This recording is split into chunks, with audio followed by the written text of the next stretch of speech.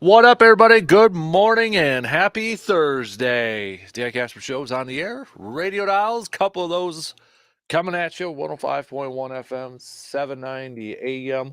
Also available online, sportstalk1051.com. You got your Google and Alexa home devices, the Sports Talk app, video stream up and rolling early this morning on Facebook, YouTube, and Twitter. If you're already up and at it, thank you for making us a part of you being up and at it this morning. But what do we got on the fantastic game plan here for us this morning? Brewers falling last night to the Miami Marlins. However, if you want to look at a little bit of the positive side of things, they did inch up a little bit closer to clinching the division over the Cubbies. Because thank you, Rockies, for beating the Cubs last night. Sorry, Cubs fans. I know we got some listening, but sorry, Cubs fans. But nonetheless, Brewers did lose 2-0. But because the Rockies defeated the Cubs, magic number is now down to 13. 13 here for the Crew. Brewers will wrap up this 4-game series with Miami this afternoon. First pitch at 1:10. Adrian Hauser's back, and he's gonna make the start for the Brewers before they welcome the Washington Nationals for 3 games in Milwaukee for this weekend. Then the Crew heading off on the road to St. Louis for 4 games, and then they'll go up against Miami again next weekend, and then we enter that final week, final regular season week here. Could the Brewers maybe have things wrapped up by then before they start that home stretch with 3 games against the Cardinals and those 3 big games against the Cubs?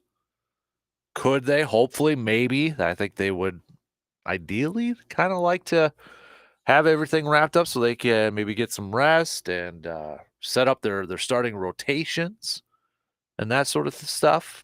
Matt Arnold chatted a little bit with the telecast yesterday, so we'll go over some of the comments from him about how they're kind of viewing the I guess the conclusion of this regular season and trying to set things up here. They're focused right now on some rotation flexibility and rest down the stretch here. So, but they still haven't clinched anything, right? They haven't wrapped up anything at this point. They still got to win some ball games here. So, first things first, take care of your own business, win these games, clinch the division, and then you can kind of start to talk about a little bit of rest and setting up your rotation and such. So, we'll preview the game coming up here a little bit later on this morning. The Braves, who had already clinched up a spot, but they clinched their division. This juggernaut of a team already here for the Brewers or for the Braves. So, uh, we'll maybe kind of do a quick look around the baseball world here, but man, it's gonna wrap up here pretty darn quick. Okay, what else do we got on the docket? Hey, we were talking about Giannis yesterday, and lo and behold, got some more stuff about Giannis. 48 minutes podcast that he was on the other day, and for some people out there, saying did he open it? I mean, for crying out loud, you even got Adam Schefter tweeting about it. NFL insider for ESPN. Adam Schefter even tweeting about Giannis saying opening the door. Maybe he's one of those that wants Giannis to go somewhere else. But Giannis saying I'm a Milwaukee Buck, but most importantly, I'm a winner. If there is a better situation for me to win the Larry O'Brien, I have to take that better situation. Now, that's one quote, because if you were to listen to more quotes at the beginning, he still talks about, how much, kind of paraphrasing here a little bit, but, he's, with the Bucks and likes being with the Bucks and that sort of stuff. And I don't know, like, I know some people are looking at that as a, possibility is Giannis setting up for potentially moving on and that sort of thing.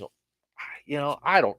I'm still of the believer. I think he's there long term. But I want to ask you, Bucks fans or sports fans in general, if you're not a Bucks fan or you're not a hoops fan, so you don't really have I guess, a horse in this race. But do you like it if your main superstar, main player, best player on the team is kind of saying stuff like this? Do you have a problem with it? Do you wish maybe they would just kind of like, okay, you know, you don't need to cause headlines or say anything out there that's going to cause maybe some unwanted or unnecessary drama, talking points, or anything like that, or do you not mind it? Do you kind of have the mindset of, hey, maybe he's putting a little, maybe put a little bit more pressure on the team, on the front office, on the ownership group to say, hey, let's make sure we don't get complacent. Let's make sure that we're always, being aggressive, always have a championship mindset, always going for, always want to win it. That's the goal at hand every single year is to win. Are you of that mindset that you think that's what Giannis is attempting to do here? Or are you on the side of like, okay, that's awesome, but still doesn't need to be said in public, and then everybody like us talks about it? Let me know what your thoughts are. Do you have a problem? Do you have a problem with what Giannis has been saying in interviews or podcasts in this case? Hit me up with a text. All right. 715-830-1912 on that Shoe Doctors bullpen line. Or hit me up on Twitter at DAN KASPER, Facebook.com/Kasper Sports. And you can also comment on the video stream over there too. So we'll chat a little football. Packers did return to practice yesterday to prepare for their game against the Atlanta Falcons. No Aaron Jones at practice. Quay Walker, Christian Watson were part of the rehab group. Christian Watson was doing a little bit more this week at practice than he was last week. But Aaron Jones was not present. Quay Walker was present, but working with the trainers off to the side. So still progressing through the concussion protocol. So, but that's kind of where the update is on everything right now with those players. I think we're all kind of crossing our fingers and hoping that Aaron Jones is good and will be good. Do you think the Packers need Aaron Jones to win this game against the Falcons? Do you think they need Aaron Jones to win this game? Yay or nay? Thumbs up, thumbs down. And when you look at this Atlanta team, and it's a unique group of young offensive athletes, playmakers, potential there. I mean, you got Kyle Pitts, who's an athletic tight end. You've got Drake London, who's a big wide receiver. Bijan Robinson, the rookie running back that you can put in different situations, line him up all over the field. Cordell Patterson didn't play in week 1, but it looks like he's potentially trending to play this week. They came up with a new position name for him, calling him the Joker, because, well, Minnesota knows, originally drafted as a wide receiver, special teams. New England and Bill Belichick kind of opened the door and said, hey, let's line him up in the backfield and running back, and that kind of resurrected his career here a little bit. So, I mean, they've got offensively, and then offensive line, they've invested in that. They got some veterans up there. Maybe a little similar to Green Bay in terms of like, is Desmond Ridder their guy long term or not? He was 15 of 18 against Carolina, but just over 100 yards, so a little over 6 yards per pass. And when you look at Atlanta's scoring drives against Carolina, they started on a short field. At 17 of their 24 points came all off of turnovers.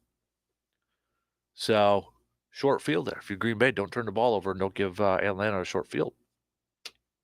But do you think the Packers need? I mean, the easy answer is Aaron Jones should play every game. They need him every game and such. But maybe there's some concern. I know one player that maybe didn't have the greatest of games, and he was a player that stood out to me not having a great game. And I know a lot of you kind of chimed in about it, Monday and Tuesday.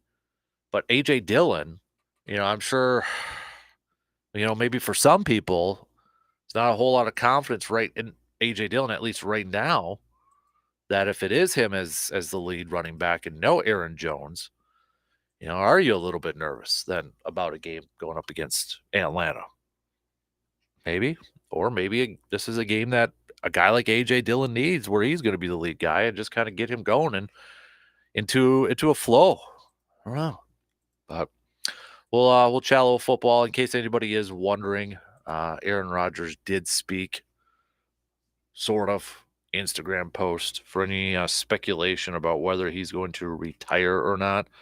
I think if you read his post, it's it's pretty certain he's I would say he's coming back. So the last line in this in his post was, "The night is darkest before the dawn, and I shall rise yet again." I'm quoting the Dark Knight Batman there. So pretty much saying he's coming back. So what else do we got on the docket? It is Outdoor Tidbits Day on this Thursday. So if you have any questions for our DNR warden buddy, Mr. Jake Bolks, you can.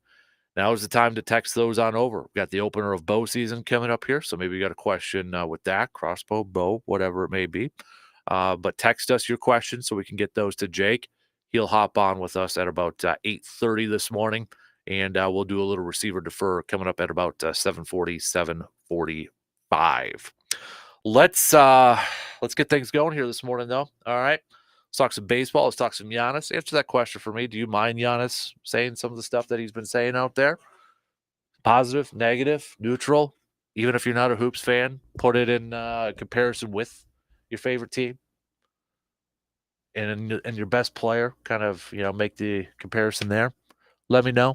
Well, we'll hit that up too. All right. But first break, and then we'll get things going here. Lead off coming up after these few words.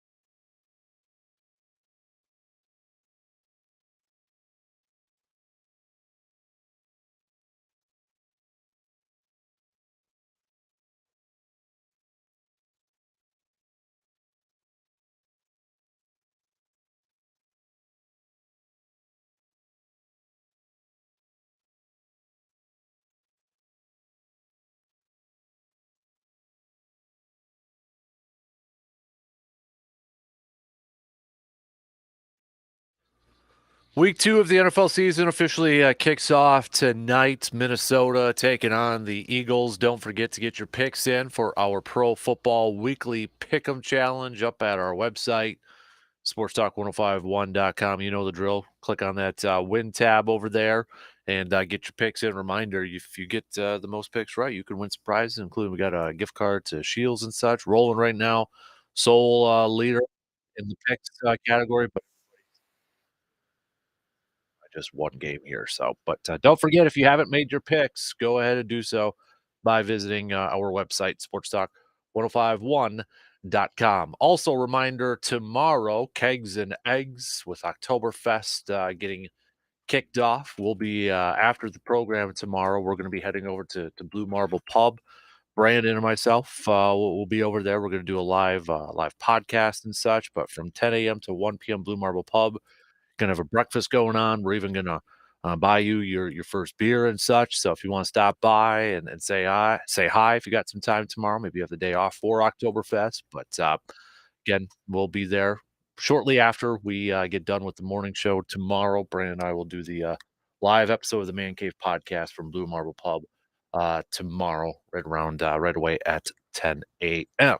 So put that on your calendars too. I know G-Man already mentioned he's going to be stopping by because, of course. So. All right, let's get things going here this morning.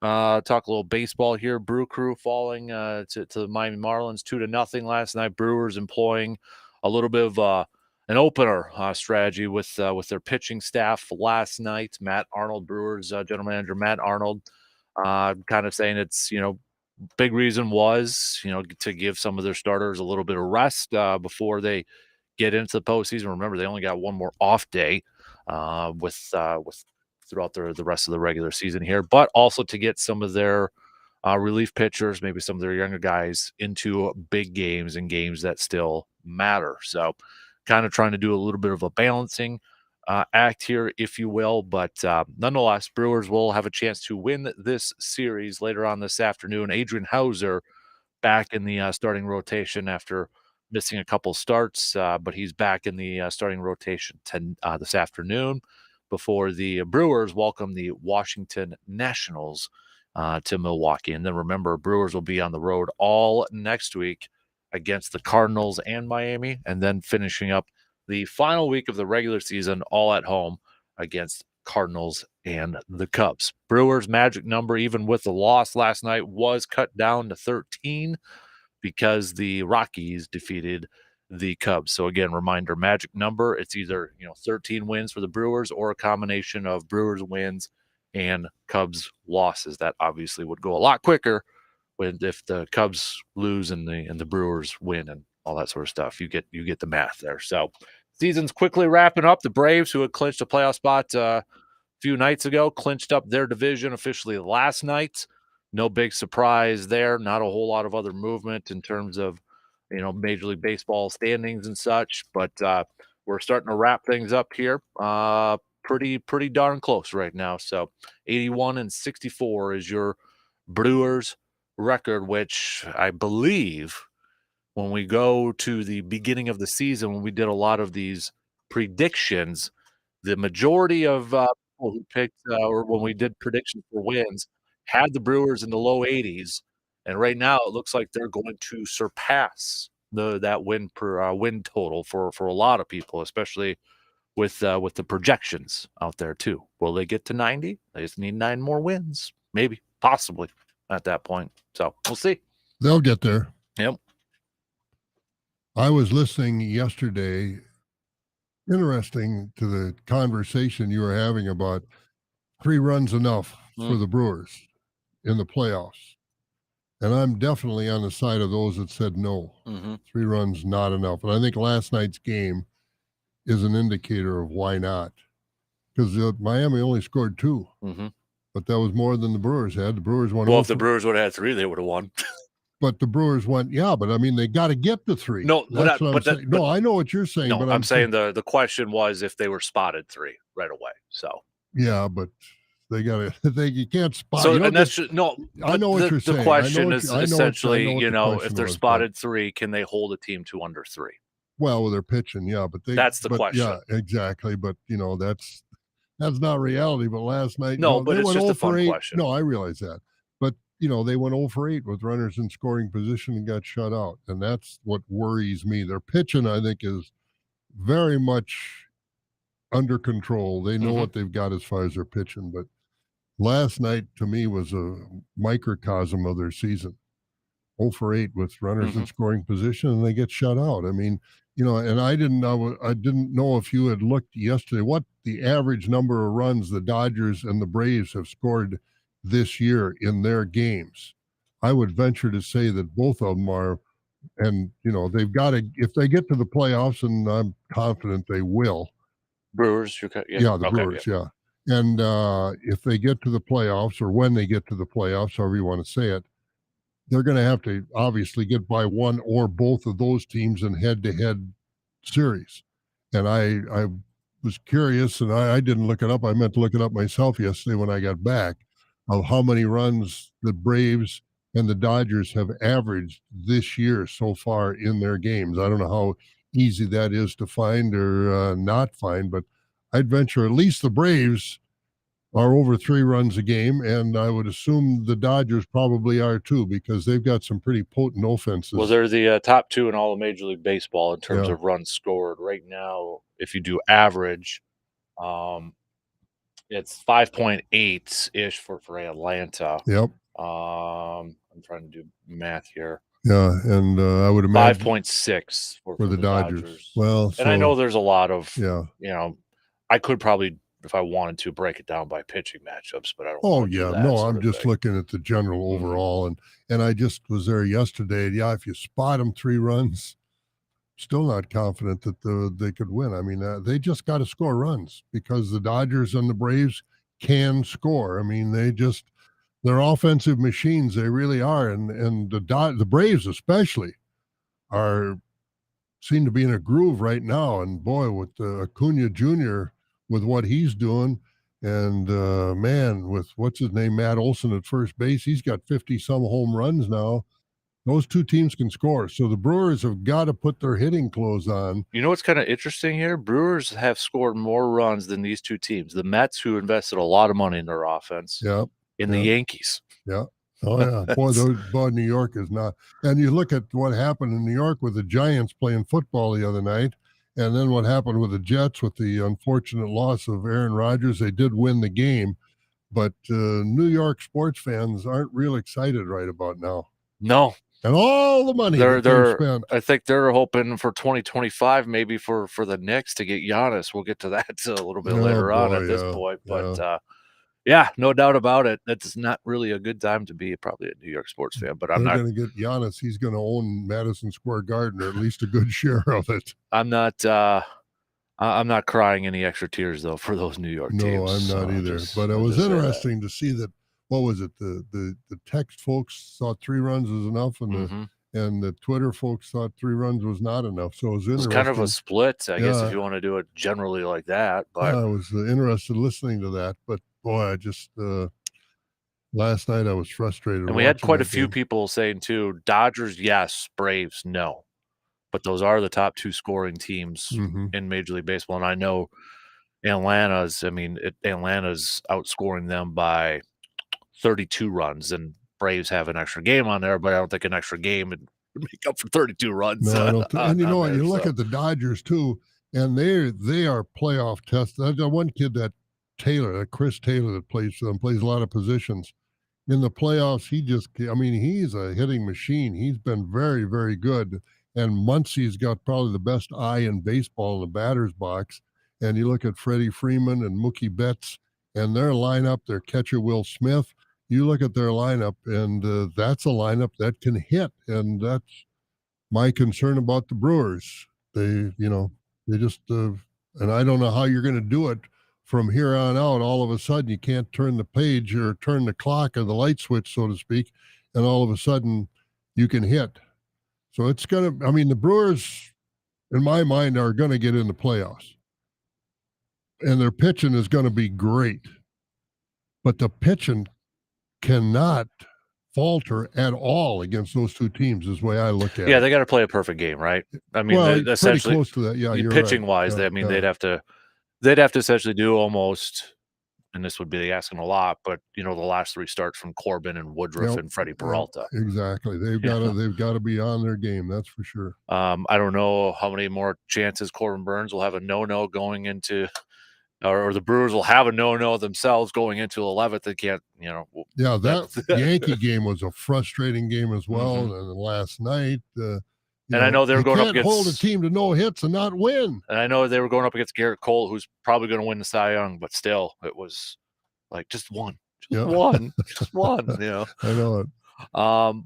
Here's an I was kinda just looking at are the Brewers tops in any sort of, like, offensive, category, coming up here? They have the 3rd most walks in Major League Baseball.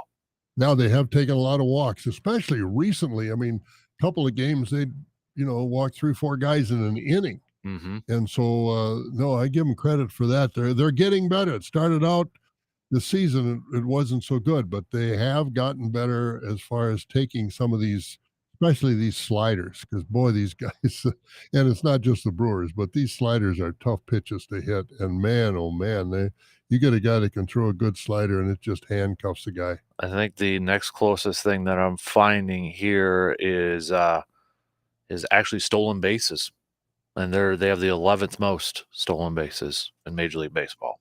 That's why it'd be nice to get Yelich back in the lineup because he can really run the bases. He's not only Mhm. fast, but he's smart. And I don't know if he's got back problems, Yeah, a a little little bit of tweak. a tight back, and you just kinda wonder too, it's like this close to the end of the season, just making sure that ready to go in the postseason. The way he's been lack of producing at the plate, maybe kind of a good time just to, like, all right, sit down and refresh it a little bit like Willie Damas. They sat him out a couple games, and, well, he's gotten a little bit better. He's at least displaying a little bit more power from the plate Yeah. there, so, but And hopefully that'll help Yelich. He'll be come back fresh and his back will be good. So I'd like to see him get his home run stroke back a little bit. I don't think he'll ever be like he was 3, 4, 5 years ago, but I'd like to see a little more power out of him. And Mhm. maybe the back has been his problem. One guy, I mean, I know it's only 3 games into his, Brewers tenure, right now, but, Josh Donaldson, who had the home run the other night, and, last night didn't get a hit, but he took a walk. He's been on base every single time he's been Every with the game, yeah, Brewers, yeah. so far here, so, He yeah, struck out last night with the guys in scoring yeah, position and on a call third strike.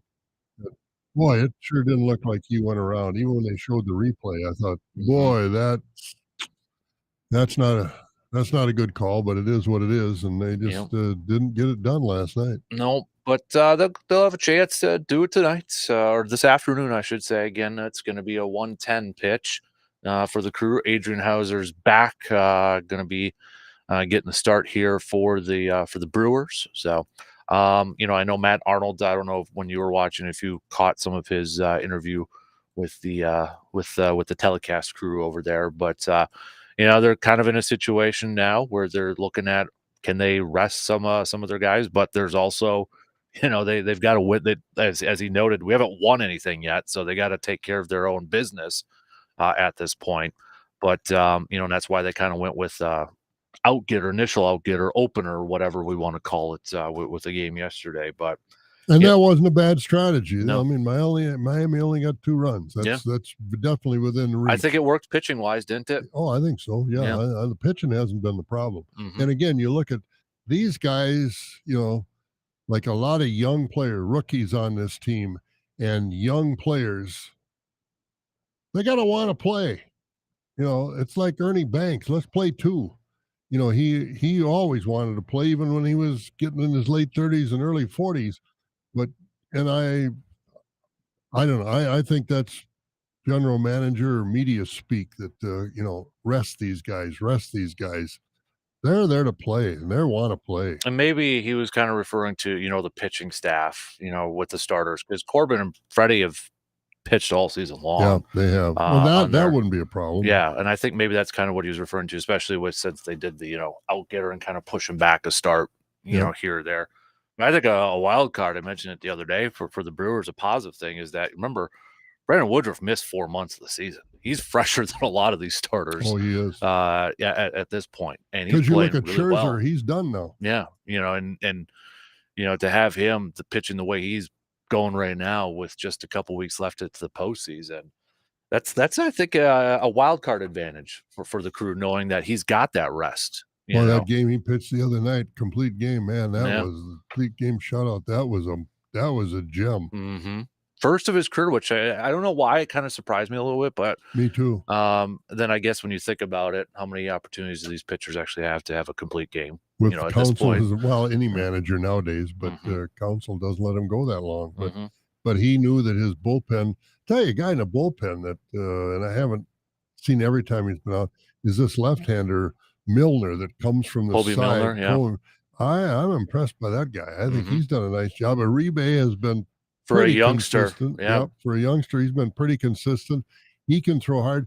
The key to him, I've seen from watching him 5, 6, 7 times, if he can come in and throw strikes right away, he's tough. But all of a sudden, if he's searching to find the plate, look out, because we're going to have trouble.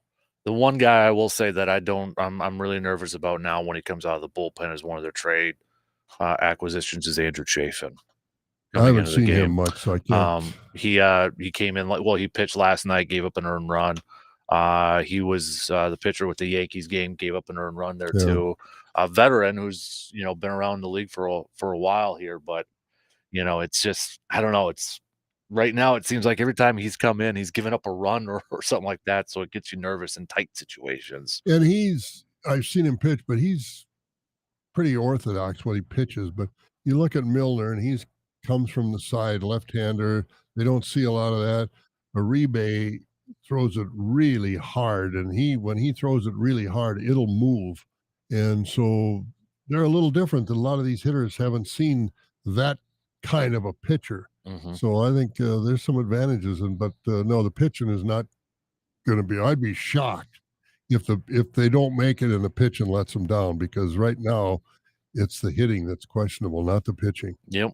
Yeah, and I mean, honestly, the way Burns and Peralta and Woodruff were pitching, even Miley, and Wade Miley, I think to have him as your fourth. But I know some teams are setting up, or or probably in the next week or so, going to try to set up rotations. I'd be good with whoever starts. It might just be depending on, okay, is there a guy who's better on the road, and try to steal one on the road and set it up that way, or maybe because it's happened before. You look at it and. There's a guy that's just a lot better at home. So you want to make sure that you pitch him or you schedule him at home at that point. But yeah, it's a comfort level. So, but Brandon Woodruff, I don't know. I feel like he's a guy that I would throw him out on the road just because he's been in big moments and he's got a lot of experience. I don't know the numbers offhand, but it just, if I got to go on the road and Woody's my guy, I'm feeling pretty good. I think so too. And, I'd be, the way they hit, I'd be tempted to put him in the batting order. Right? No kidding, especially at the back end there. Yeah, he can hit. Or if he's going up against Kershaw again. Yeah, right. Yeah, right. That's right. He had a big home run, but I don't know. I don't know if those guys even take batting practice anymore. A guy like Woodruff, who loved to hit, I don't know. He might even still take a little batting practice, but I'm sure it's not on their radar so much as it used to be. But yeah, I wouldn't be surprised to see him.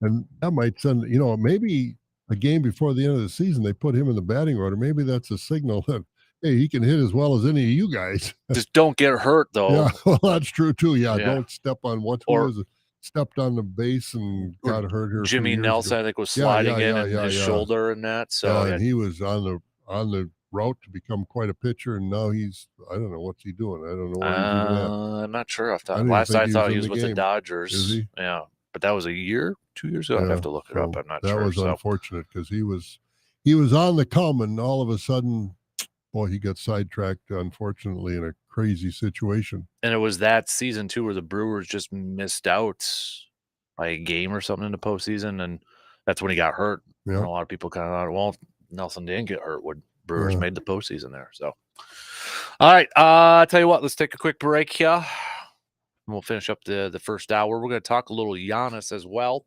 I know we talked a little bit about him yesterday, but he still continues to make some headlines. He did a interview with 48 Minutes podcast and talked about what his future could potentially look like. I know some people are kind of freaking out a little bit. Some maybe not, hoping that he will leave the Bucks there. So we'll hit that up as well. Plus, we got some football talk. Packers return to practice yesterday. Who practiced? Who did it? We'll tell you that.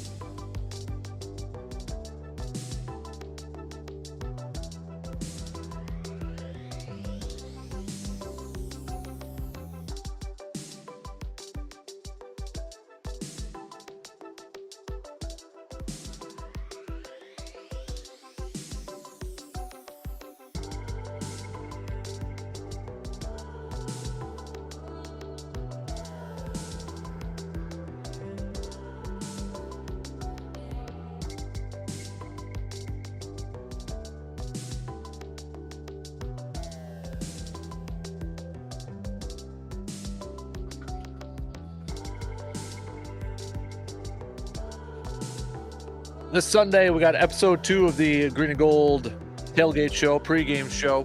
You can check it out on the radio dials, 105.1 FM, 790 AM, 10 a.m. Sunday morning, or online too. Stream it, sportstalk1051.com, the app, and your Google and Alexa home devices, getting you ready for kickoff noon against the Atlanta Falcons on the road against Atlanta. Going to Medford this weekend? You going bull hunting? Not this weekend. I They won't be got a going big this deal. weekend. Bucktoberfest in Medford at the P-Town Saloon all day. Good old Perkinstown. Oh, there you go. Have you been to drove through Perkinstown? I've been to Okay. Perkinstown. Yeah. You bet. Always loved growing up and hearing some of the stories of how big that area used to be, and then Oh, you're yeah. just kind of trying to imagine, like, how is that possible? It's all hilly and Yep. it's covered in woods and such. But A lot of territory there. oh yeah, Catherine Lake's over there too. Very deep lake. You bet. We made I remember in high school fish grips in one class. Oh, yeah. over there. So, but good old P-Town. Yeah, it's a good area up there. You don't want to go in there if you're not a local without a compass. Yeah. If you want to know your way in and out, because Yep. you can spin around there a long time. A lot of local lakes in there too. That the only way you're going to get at them is if you're walking. That's right. Exactly. No, not a lot of public access over there too. No, So not a lot of $1 million cabins. yeah. So oh man, I can't remember last time I drove on M. When I rode M and through Perkinstown. Good Getting to be times. beautiful country is now we're seeing some of the. Well, I colors. saw last week at some of the Okay, colors yeah. when I was going over that yonder in the Gilman area on 29. I was like, oh dang, there are some Yeah, trees already. yeah.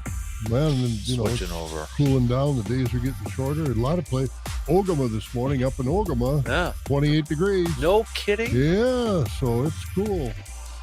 Sorry, people in Ogama. Yeah, up in that area. Wow. Man alive. 28 degrees. And that was before daylight, so it probably dropped another degree or two before that. Yep. So No kidding. hope Grandma got her tomatoes off the vine. You know, I think she did.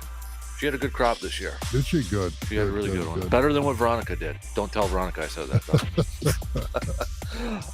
I was at an event yesterday over in Marshfield, a farm event, and there was a lady there that was 102 years old. And she drove herself to the event out on the farm, out on Highway 10 out in Marshfield, 102 years young. And I visited with her before, and somebody introduced me to her, and what a big smile on her face, and just a nice lady. And we were visiting, and I said, "You drove here yourself?" "Yeah," she said, "I just got a new car." I said, "You did?" She said, "Yeah, I bought it I got to make payment for 5 years on it." She's 102. Now that's the spirit. I love that. That's the spirit. That is awesome. Florine over there in central Wisconsin. That's awesome. Yep. Just had to get a new car too. My other one was 20 years old, getting old. And she's 102 years young. So what a Perfect. great spirit. Absolutely. That's awesome. So, good old Highway 10. There's a debate there where everybody's like, where does up north begin? Yeah, and one quick thing, as long as you're mentioning it, farmers are busy right now, and I know guys are going to be going hunting and going to cabins, this, that, and the other thing. Farmers are busy. Corn's being chopped right now, silage. So we've got grain trucks and we've got silage carts and wagons on the roads. Please let them get off the road, because I was coming back yesterday and there were guys darting in and out and, trying to, and I maybe got to Eau Claire from Marshfield 10 minutes later than it normally would have taken me. But I got home safely. The farmers got to their fields and their storage units safely. So again, we're going to be out driving around in the country roads from now on. There's going to be a lot of farm equipment out there. Please take your time, because if these guys turn to the left off the road into the field or into the farmyard and you're trying to pass them, you're going to finish second, because these are big pieces of equipment. So just a quick word of caution here. Farm safety is more than for just farmers. So just remember that. If you're on our roads, especially some of the town roads, but even highways like Highway 10. So anyway, I just wanted to throw that in. Yeah, especially because a lot of those might be some blinding or, hills and all that, absolutely. corners and that too. Exactly. So, but yeah, good one there, intern. I agree with you. So, And another thing I want to point out here is when we were talking to Rob Demosky last week, I know we'll talk package here eventually, whenever. But remember the question I asked him about the strengths and maybe limitations of Jordan Love, and what he said the biggest limitation was? like the deep ball on that. Yeah. And boy, did that come to fruition. I mean, how many times, that game would have been worse if he would have had better control of the long ball. But I give Rob Demoski, I mean, and that was, man, he didn't mince words. He says, biggest problem, the long ball. Just like that. And boy, you watch that game, his biggest problem, he played a nice game. I don't take anything away from him. But his challenge is going to be to get that long ball where it needs to be, because boy, it cost him some points. Mm-hmm. Yeah. Even though they won pretty handily. Yep. Yeah. No, there was a couple plays definitely there too. So, but yeah, we'll chat a little green and gold coming up here in the next hour as well. I wanted to go over these quick quotes, and kind of a question I threw out before you popped in was, do you have a problem with Giannis kind of saying some of the stuff that he's been saying lately, or any superstar? And just quickly, if anybody didn't see it, he was on it's called the 48 Minutes podcast, talking some hoops and such. And just a couple of quotes here. Giannis said, "As long as we play and we approach the game every single day the right way, we all sacrifice for the common goal, I could see myself being a Milwaukee Buck for the rest of my career. But the moment I feel like people are not as committed as I am to get that golden thing in the bag, I am not. I'm a Milwaukee Buck, but most importantly, I'm a winner. If there's a better situation for me to win the Larry O'Brien Trophy, I have to take that better situation." And that's going to be with the New York Knicks. That's what, yeah. I mean, come on. But no, the only thing you got in New York is more money and Madison Square Garden. Right. But as far as commitment to winning, no. And yeah, that's why I think everybody's, again, it goes to that whole thing, bigger market, Exactly. But do you have a problem with Giannis saying any of that? Not really. Yeah. I really don't. No, I mean, he's honest. Mm-hmm. We've got a commitment. I mean, the thing is, you could go ahead. Oh no, I was going to say the thing is, and I kind of mentioned it yesterday, I'm more confident. Like, we've seen it where the Bucks have been aggressive in roster making and trying to surround him with talent, maybe as compared to the Brewers in essence, or even the Packers or anything like that. That was the point I was going to make. Yeah. Giannis is on a team that is more committed, and I think, my opinion, more committed to building that roster that can win a championship than the Brewers. You look at the pitching staff, Burns and Woodruff, Peralta. They've got big money in their future. Mm-hmm. Is it going to be in Milwaukee? Milwaukee's even going to try. Yeah. Because you look at position players. Right. What have they done with these guys on the mound? I mean, this is go for broke here pretty much from here on out. And that's been a big frustration with Brewers fans, right? Yeah. Like, take advantage of that. Yeah, and I credit Burns and Woodruff for not being vocal, because they could be vocal, saying, "Look at here, we've got three of the top pitchers. You said pitcher of the month in what July, and August, and maybe Woodruff gets September the way he's pitching. Pitchers of the month, and we can't score any runs." So no, I don't blame Giannis a bit, and I would blame Burns or Woodruff or even Peralta for, maybe making some comments that people would say, well, they don't sound like they're happy in Milwaukee. Well, how committed is Milwaukee to building a winner? Now, granted, they're not a big market compared to baseball, but they're doing it in basketball. Mm-hmm. So it is a frustrating thing for fans. So I wonder, and this is just pure speculation on this point, but because, and I mentioned it yesterday, but it was a couple of weeks ago, Serge Ibaka, he had a podcast, but he talked about Mike Budenholzer and kind of what led to Serge Ibaka's wanting out of Milwaukee. And it was a lot to do with Mike Budenholzer. And, Serge was promised, this playing time and that. And when there was injuries, Serge wasn't getting playing time. And then he went to the front office. And then he said as soon as he did that, it was like, paraphrasing here, but Budenholzer stopped talking to him and no communication and that. And then you factor in the Jay Crowder thing that we all speculated. And now you got Giannis. You kind of wonder, was something maybe in the last year or so with maybe the Budenholzer thing, where maybe he was just too little relaxed or non-communicative, and maybe because when you do listen to Budenholzer after losses, that he's really like, hey, we're okay, we're okay. Maybe Giannis wanted a coach that's like, no, let's be a little bit more aggressive or something. I don't know, but is Budenholzer a common theme? Maybe. Well, I definitely think so, and I think Budenholzer was insecure. I really don't think he knew how to coach the entire roster. Because like you said, Ibaka, they brought Crowder back in. They didn't bring him in to sit on the bench. Right. And if I'm the general manager, I got to call the coach in and say, what is your, I'm not telling him that this is what you got to do. What is your strategy? Why are you not playing these guys? We need people in the middle. We need defensive guys. We need guys that are going to be, muscle men, so to speak, that, you drive down the middle, you're going to pay the price. These guys are going to, you're going to run into some pretty big bodies down there. And I think Budenholzer, too, was insecure. You watched him on the sideline sometimes, and some of the things he didn't do as far as calling timeouts or changing the strategy and things like that. I credit him. He won a championship. I don't think he was a coach for the long haul. I just don't think he was very flexible or adaptable to the talent. They didn't bring Jay Crowder in just to bring him home to Milwaukee. Right. They brought him into play.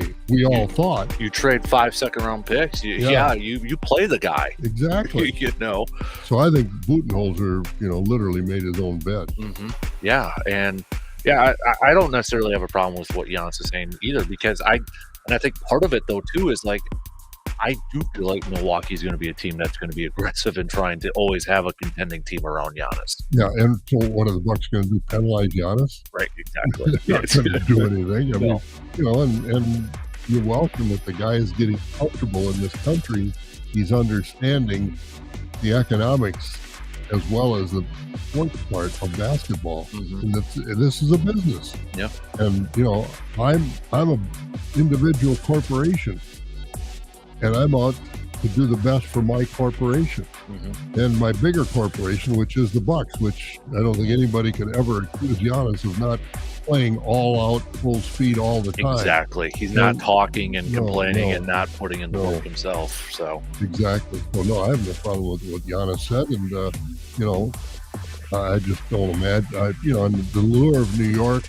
Once he's been in this country a little bit longer, he's going to understand, and he does already understand the lure of the big city and the bright lights. And, Milwaukee is not LA, it's not New York, and not Chicago even. But I don't have a problem at all with what he said. Because remember too, the first part of that quote, that's not the one that's running on Facebook, Twitter net. The first part said, yeah, I mean, I could see myself finishing with the Bucks, and if they do this, but everybody's running with that second part. Talking heads don't want that. Right. All right, 1 hour in, we got a couple more to go. We'll be back after these news updates.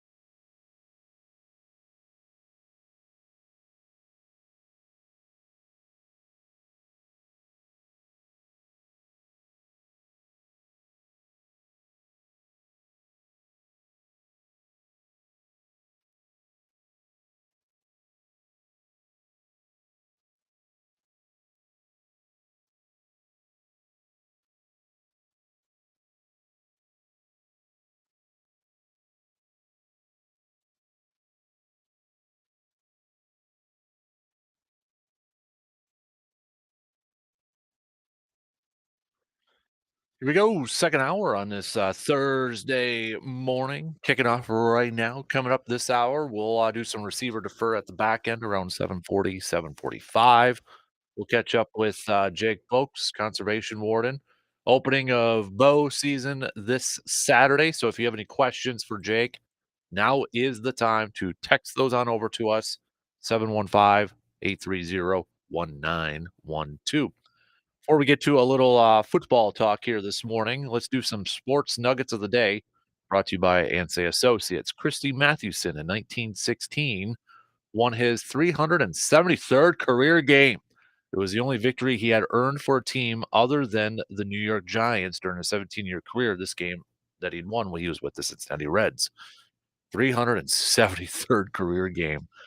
Yeah, maybe Verlander gets 300, but that probably would be the last pitcher, at least at this current pace. Yeah, you don't see anybody that is even on track close to it. Yep. Let's go with Ken Griffey Sr. and Jr. in 1990 hit back-to-back home runs against the Angels on this day in 1990.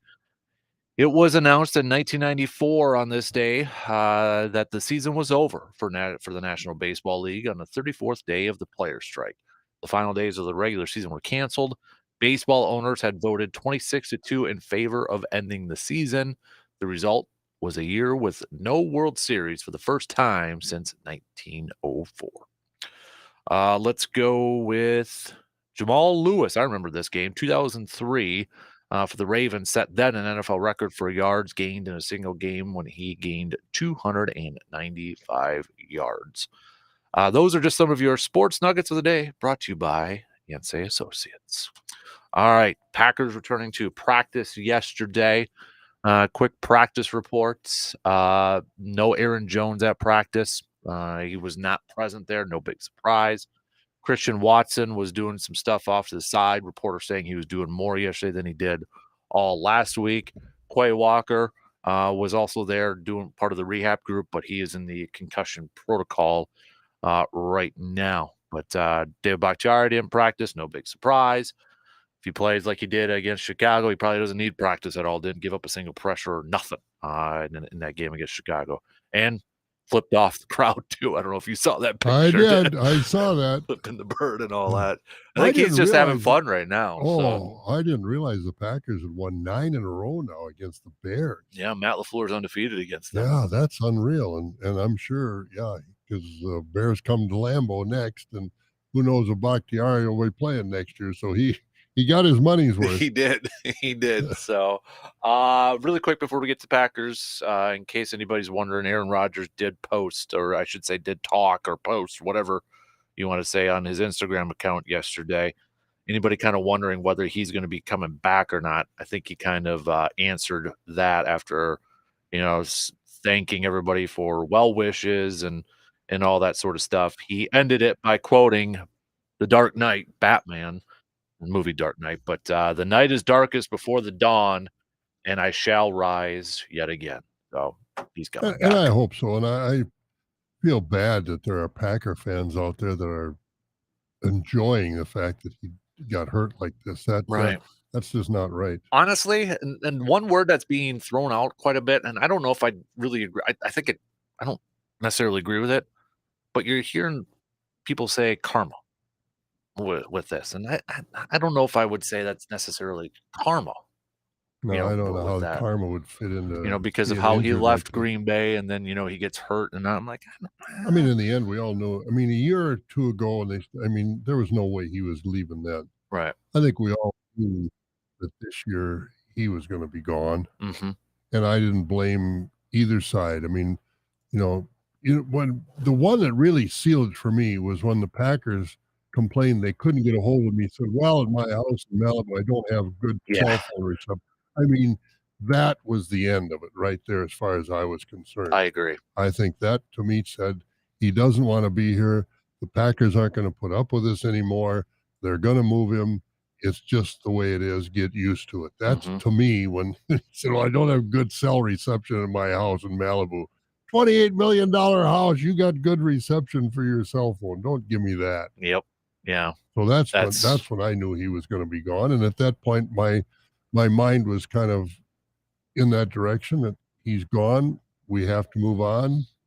Love's gotta prove himself. Yep. Yeah, and honestly, it was probably best for both parties at this point in time, just to kind of move on there. So to me, I think karma is more like Favre throwing an interception in the NFC Championship game with the Vikings Yeah, sort of thing. That to me is more that's karma. karma That is, with there. that's a good point. That's a lot better. Yeah, no, this injury, it's unfortunate, it's too bad. I mean, it happened. That's what happens in football. I mean, hmm these guys get hurt. You never know how bad or when. Unfortunately, this is for Rodgers and the Jets. This is, I think it's going to be devastating for them. I think, they played on adrenaline hmm the last part of that Buffalo game, and Josh Allen for the Buffalo Bills. Ooh, that Did was he take the big choke yeah, job? he I did. mean, that was horrible. Like I said, I picked them to be in the Super Bowl.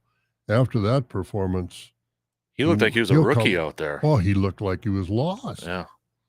Yeah, That was it unbelievable. reminded me of his rookie year. I don't know if you remember when they were playing in the playoff game and he's like running around and like Yeah, lateraling the thing. And I'm yeah, like, what the heck is he doing out there? And it's like, ooh, that kind of gave me some flashbacks a little bit. But yeah. He's not an established star yet. He's a really good quarterback, but he's not a star in the NFL if he can come up with clunkers like that. yeah, maybe it will. Hey, the Madden curse. He's on the Madden cover. Oh, that'll do it. You That'll do it. never know. I know you've got the latest game that Oh, you've I been. play it every day. Play it every day. That play that and I you hear about games like that, but when you watch them, the last time I saw a quarterback melt like that was Matt Ryan in the Super Bowl Oh, against no. the Patriots. I mean, you're up 28-3 and you just literally wet your pants. Yeah. I mean, when Matty Ryan did that, that's the last time I saw, you hear about it and see the highlights of it, but to watch it in game, that's the Yeah. last time I've seen a good, what we think is a good established quarterback And he won MVP leader. that Yeah, year. yeah, and that's the last time I saw hmm a quarterback you wouldn't expect it from do that. I just and I said this the other day, and I saw some other national people saying the same thing. They kind of can't think of one either, but I can't think of another player, another team, given with everything how Aaron got there, the hype, the excitement, hard knocks, all this talk, players coming in, and literally the first drive done, Oh, 4 done. plays. That's just I can't think of another situation where the high was so high and it just deflated in the first game. yeah, And in first drive. Yeah. first quarter of the first game. Yeah. But, and then all the talking heads come out and say, "Well, they did all this. They signed Rodgers. They signed Dalvin Cook, but they didn't upgrade their offensive line, and it cost them." I mentioned this quote yesterday too. I totally agree with it. Somebody had mentioned on I don't know who it was. It might have been just a random person. It turns out that Green Bay did in fact give Aaron Rodgers those weapons over the years, offensive line. And you think about it, that's something Green Bay's always done. They've invested in offensive line play, Mhm, mhm. and I think that was a big reason why Jordan Love had a good game. He was only pressured twice. Aaron Rodgers was pressured twice in the first drive Yeah. of that game. No, you bring up a good point. I agree with you. Yeah. And, especially when you got a guy like Aaron Rodgers who wants to extend plays, but isn't as fast, I would think you'd really want to invest in your offensive line. Make sure you're protecting him.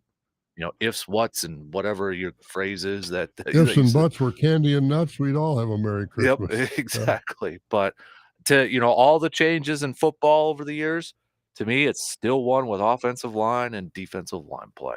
Yeah, Right in the exactly, trenches. exactly. They gave him an offensive line to the detriment of our defensive line Yeah. over the years that he was there. Yeah. So, yeah, karma.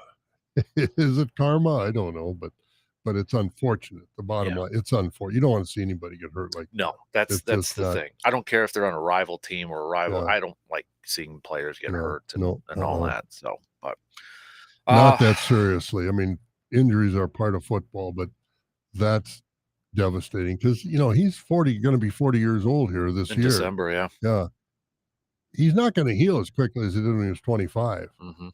You know, I feel it now when I twist something. It takes me a little bit of time to get it back in shape. And he's going to feel the same because that's a serious, serious injury. Mhm. I heard you and the doc talking about it. Oh, yeah, on Tuesday, yeah. That's serious stuff. Yeah. That's why I was like I texted him right away Monday night. I'm like, "What is it? What do you think it is?" And, first, it was like, "Oh, is it an ankle?" And a lot of people thought maybe a sprain, and then it's like, "Oh, did he break his ankle?" But then the more camera angles that came out, and you could kinda see the calf and, Did you you see know, that calf y blow up? yeah. And one of the, I don't know who expert, whether he was a doctor, a trainer, or whatever he was, right there, when you see that calf blow up, Mhm. that tells you that the Achilles is gone. Yep, and that's what Austin was he later on texted me, he's like, "I just saw this angle." He's like, "I'm pretty sure it's an Achilles," and that was the one he was Yeah. talking Yep. about too, and, ugh, just makes you shiver a little bit. A little But yeah. evidently, he's not in pain. There's no hurry to operate on it. I don't know if there's swelling in there that has to go Well, down or whatever the he case is, but he did post in his thing, as I begin the healing process today. So I don't know if he had surgery yesterday to reattach it, oh, I don't sort know. of thing. Yeah, Well, that's why I asked Austin too. I'm like, he got up and stood there and just kind of went down. And Austin kind of explained too. He's like, it's not that painful right away. Like you don't maybe until you try to start to walk around, and be like, oh no, I can't. adrenaline. Yep, yep, that adrenaline kicks. I remember I was in college playing intramurals basketball, and a guy on my team, we were playing and he went down and he's just like, and he's sitting off to the side and, we went home because we carpooled and all that. And he's like, ankle foot just about. I'm like, you're fine. You probably sprained it or something because we weren't skateboarding shoes playing basketball, you know, and here I am like a Kins major. He tore his Achilles. Yeah. And it was just a simple, jumped up and down. He tore his Achilles. Oh, it does. You It know, it's something else. I'll tell you, I felt bad because I'm like, dude, ice it, you're fine. tough it out. Kind of like what Peyton Manning was saying during the telecast. So I thought they just taped that thing up and he'd be out there, but no, it was an Achilles. So Yeah, that's a nasty injury. And tell you, somebody, I don't know who it was years ago, said, "Here, how does this feel like?" And he reached down there and squeezed that in the back. yeah, And oh man, it got my attention right now. And I I just can't shivered. imagine if that would have been, if that's torn, Yeah, you know, separated, split, and it has to be sewn back together. yep, I mean, he's got a healing process, and I don't know how long it'll be before he even shows up on the sidelines of the Jets game because I can't imagine they're going to want to even have a boot on it, have him putting weight on that yeah, Achilles or that part of his leg for a long time. yeah. Oh, it just makes me shiver thinking about that. Yeah, Oh, yeah. all right. Let's take a quick break and we'll talk some green and gold football here. Packers getting ready for the Atlanta Falcons. So week 2 officially kicks off tonight. Minnesota visiting Philadelphia. We'll take that break and be back in just a couple minutes.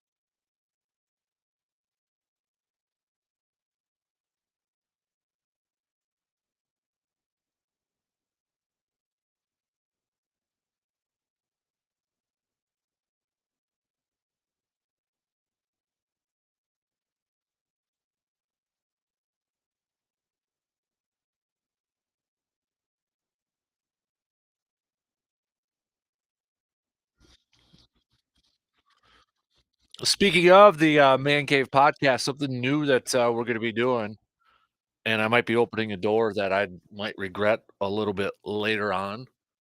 But a new contributor to the podcast once in a while is going to be my wife. And it's just so if you want to know questions about Well, I me, got some questions I want her to ask so you. that's the deal. If you want to know anything about me, you can send them over and she'll answer them for you. So Have you sat her down and say this is the limit or these are the there's parameters? there's a there's an understanding. It's mostly like You better hope you get her on a good day. I Some know days that's they're not so understanding. I know. So we're maybe even have Hutsy on there too. So Ooh, but we're back. I finally got him back to doing helmet picks, okay. and I think we're close. I know he beat me in one. He will not pick Vikings, so he got that one right last week. He picked the Buccaneers. So Well, I'm sure he's picking Philadelphia tonight then. oh yeah, yep. He won't pick Minnesota for anything or Chicago for anything. Boy, you got him indoctrinated early on for him not to pick the Vikings for anything. I will say though, he did make a comment the other day. Oh, because we were watching a little bit of the Jets game and he saw Aaron get hurt. And I don't know what we were talking about, but he's like, I hope the Lions win the Super Bowl. And I'm like, wait a minute, dude. That's in Green Bay's division.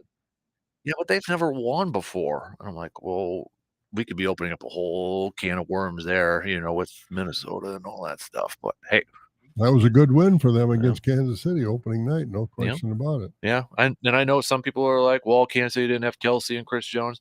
You know what? I don't apologize for any wins, especially at that stage, opening game on the road. Lions won it. The facts are facts. Yep, They that's won it. right. That's right. Look at the scoreboard when it's all zeros. Yep. Aaron with a quick text here. I've never been so excited to hate cheer against someone this season like I did on Monday, but that was not what I wanted for Rodgers. I hope he gets back. But let's talk August. Let's talk next August. Yeah, So, exactly. Yeah, he's not coming back this year at all. yeah, and I think that's appropriate. The right thing. Yeah, I was going to cheer against Rodgers this year. Wanted because draft pick. First of all, you're cheered for the 65%. Yep. Worst case scenario that could actually happen for Green Bay and all of this, the absolute worst. Zach Wilson plays really good, and they get to the postseason and make a run. Then you got a late second round pick. Oh, I know it. That really goes from 10 or 12 to 50. Yeah. 45, something like that. That's a big difference. That's a huge difference there. So that would be the worst case scenario and everything at this point, where maybe it was going to be a late first round. Okay, now it's a second. Maybe it's going to be early. But if he goes and plays well in the Jets, if their defense doesn't get hurt. Yeah. Their defense is really good. One guy's got three interceptions already, one game in.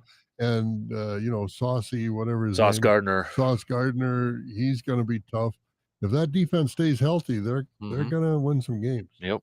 And maybe, the Jets are kind of like Green Bay now in a sense where not a lot of people believed in Green Bay at the beginning of the season, all off season. Kenny Clark talked about it after the game. We played with that chip because everybody thought without Aaron, we're not nothing.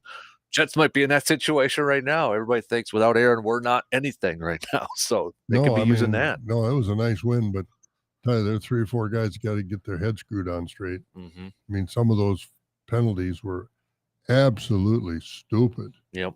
The discipline there. And I know Matt LaFleur talked about that too. Rudy Ford was one of them.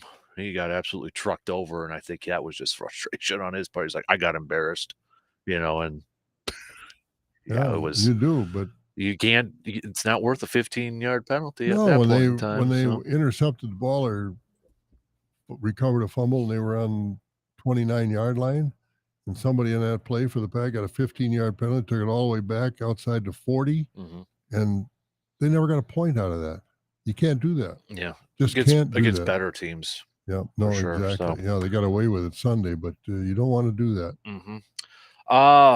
But Green Bay, so we'll see Aaron Jones maybe today, get a little bit more of an update tomorrow, might be a better indicator. But, you look at this game against Atlanta, here's the thing for me that kind of worries me a little bit. If there was, one of the down parts of that game against Chicago, I wasn't all that impressed with A.J. Dillon's performance. Against Chicago, and if he's got to be the lead man against Atlanta. I think he never the game played out so that he never got in a rhythm. And I think maybe if he's that's gonna what's be a would benefit starter, him yeah, against Atlanta if yeah, he's gonna be that main guy. Is he a guy that's because we heard about this a lot with Adrian Peterson. You gotta keep feeding him. He gets better as the game goes on, like that rhythm, because he's a bruiser running back. Maybe that's what AJ Dillon needs. As the game gets along, that where because he is a big guy, where he gets in that rhythm. And so yeah. maybe this is a game where if he is gonna be the feature back because Aaron Jones is gonna miss it, maybe this is a game for him. Yeah, and as they say, he's gotta work up a lather, Yeah. and get him lathered up, and then he'll do well. I'm not worried about A.J. Dillon. I just, don't think that the game played for him to get in a rhythm, and, I think he did alright. He sure didn't hurt the Packers, but, I think if he's gonna be the starter this week, I think you'll see a difference. No, I'm not worried about him at all. Mhm. Just don't drop a flat pass, though, out No, on the I know flat. some of that stuff is That can't stuff. do that. That's why I say, because they dropped that and a couple other passes, all of a sudden Jordan Love didn't have a good game. Well, really, he Mhm, did miss the long passes. Like I said earlier, Rob Domosky hit that bang right on the head. That was the first thing he said as far as limitations. He's not good with the long ball. Yeah, he's not. At least he wasn't mhm, in that game, and obviously he's got a history of it because Rob picked it up, and I'm sure others have too. mhm, But if he gets better with that long ball, they're not going to put 7, 8, 9 guys in the box, mhm. and that'll open it up for guys like AJ Dillon. Yeah. So there's so many facets to success. Mhm. They Oh, yeah. all they all go hand in hand. And I know the one that he missed on Musgrave, the tight end, and Greg Olson mentioned it during the telecast, but, LaFleur kind of, confirmed it yesterday. I think it was yesterday, um, that, Musgrave kinda ran the wrong route a little bit, should've stayed high and all that sort of stuff, but neither Yeah, here nor there, with works in that one. progress. They're all young That's the thing players, too. and they'll get into it. Yeah, there's gonna be up and downs, right? Yep. With this And offense as they grow? some of the downs, unfortunately, I think are going to cost us a game or two as the season goes along. Probably, You yeah. get a tight game and you run a play like that and don't complete it because it should have been a touchdown. That's going to hurt. Mhm.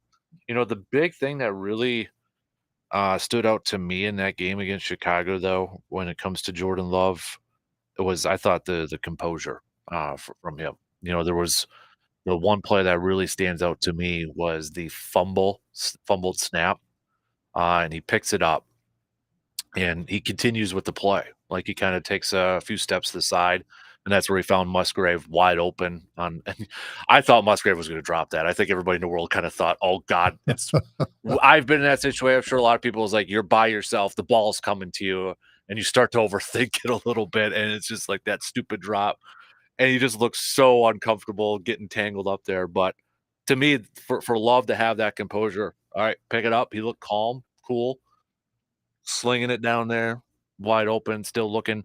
A lot of those younger guys probably maybe panicking, picking up and looking to run or something like that, and it could be a mess there. But even, I mean, the numbers too, his third down and fourth down numbers were off the charts. Third and long situations too. We're talking like third and 12, third and 9, completing those passes, staying in the pocket and doing that. That was the biggest thing, the composure from Jordan Love from that game. But I also think that offensive line play had a lot to do with I it. was just going to say the same thing. A lot of things figured into that. The offensive line, the receivers didn't quit, and he kept his eyes downfield, but I think he was confident he could do that because the offensive line was doing its job of, for the most part, keeping these guys off his back. Mhm. So that a lot of things play into it. I know maybe LaFleur was having a little bit of, fun with this, but he was asked yesterday. Let me see if I can find the exact quote. He was asked, "How many plays did Jordan Love change Oh, at the line of at the line of scrimmage?"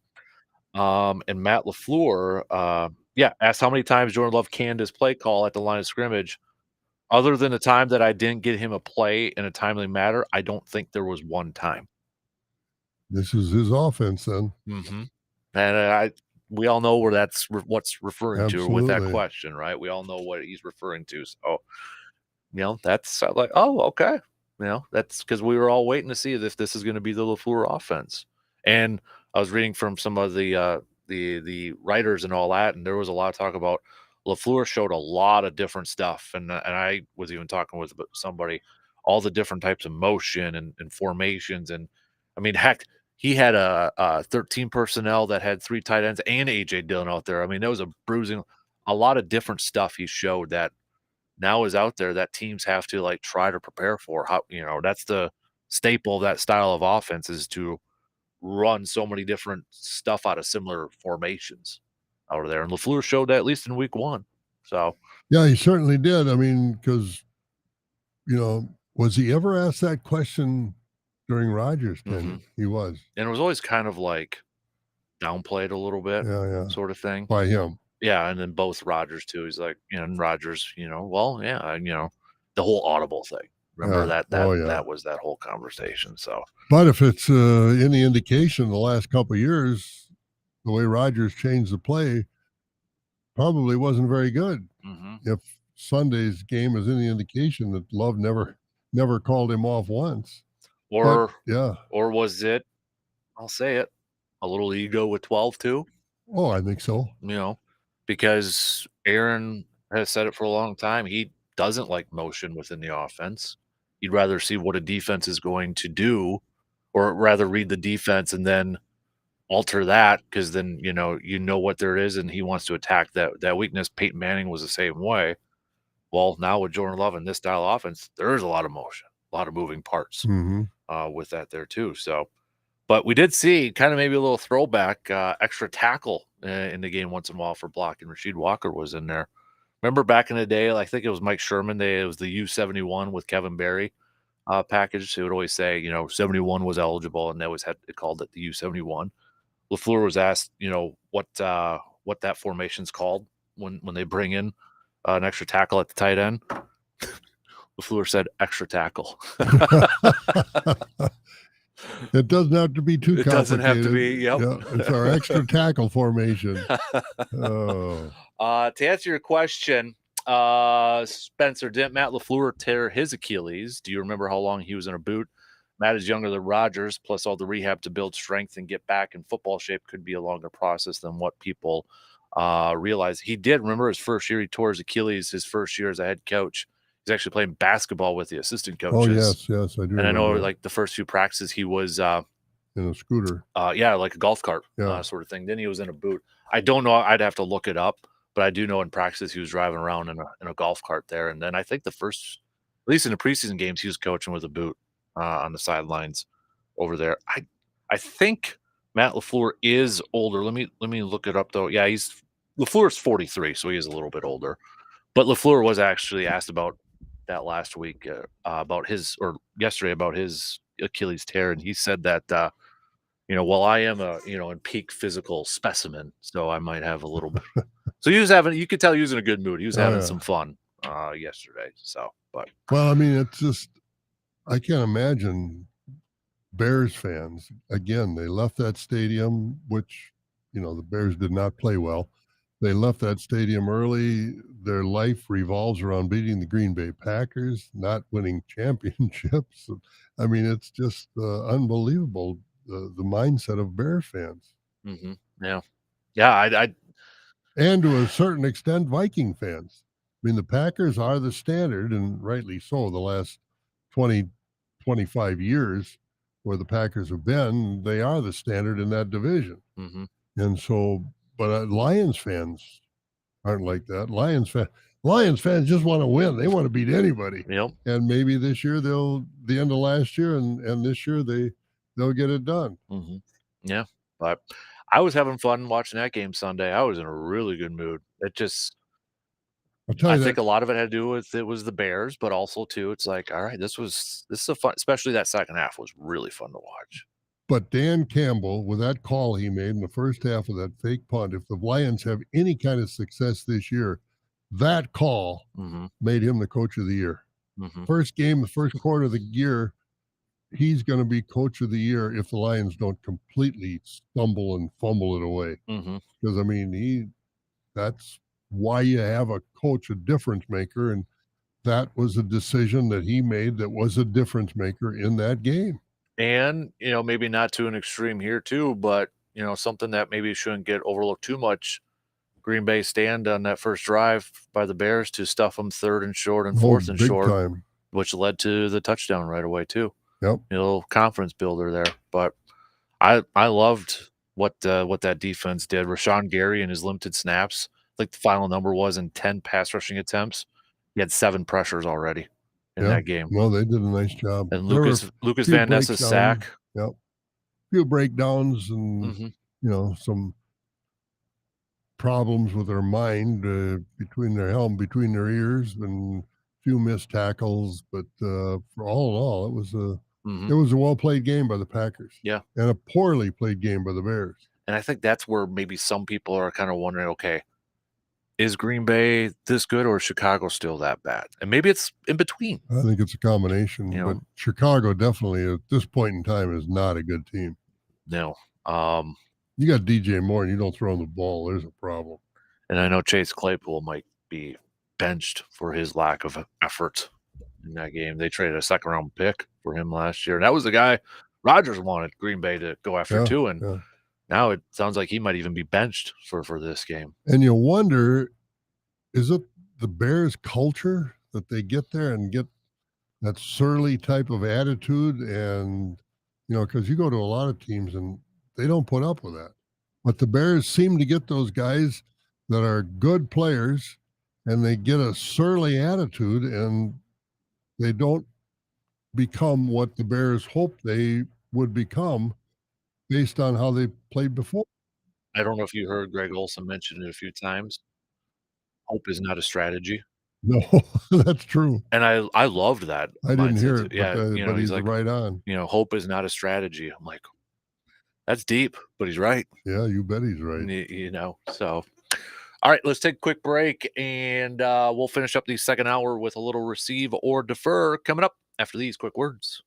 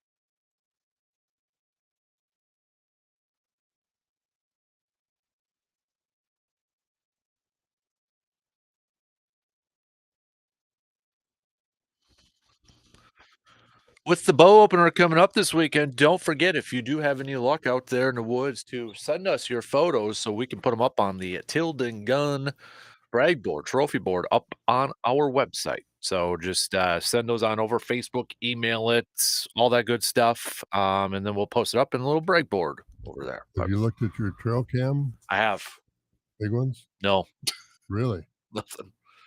No big Nope. ones at all, huh? Nope. Not. I'll double check it here this morning. Yep. Nope. Nothing. Oh, there's a little foggy there, but nothing with antlers on there. Wait. Oh no. Looks like a little spiker. There That's you about go. it. So, but yeah, thanks for reminding me. I just checked it this morning. So.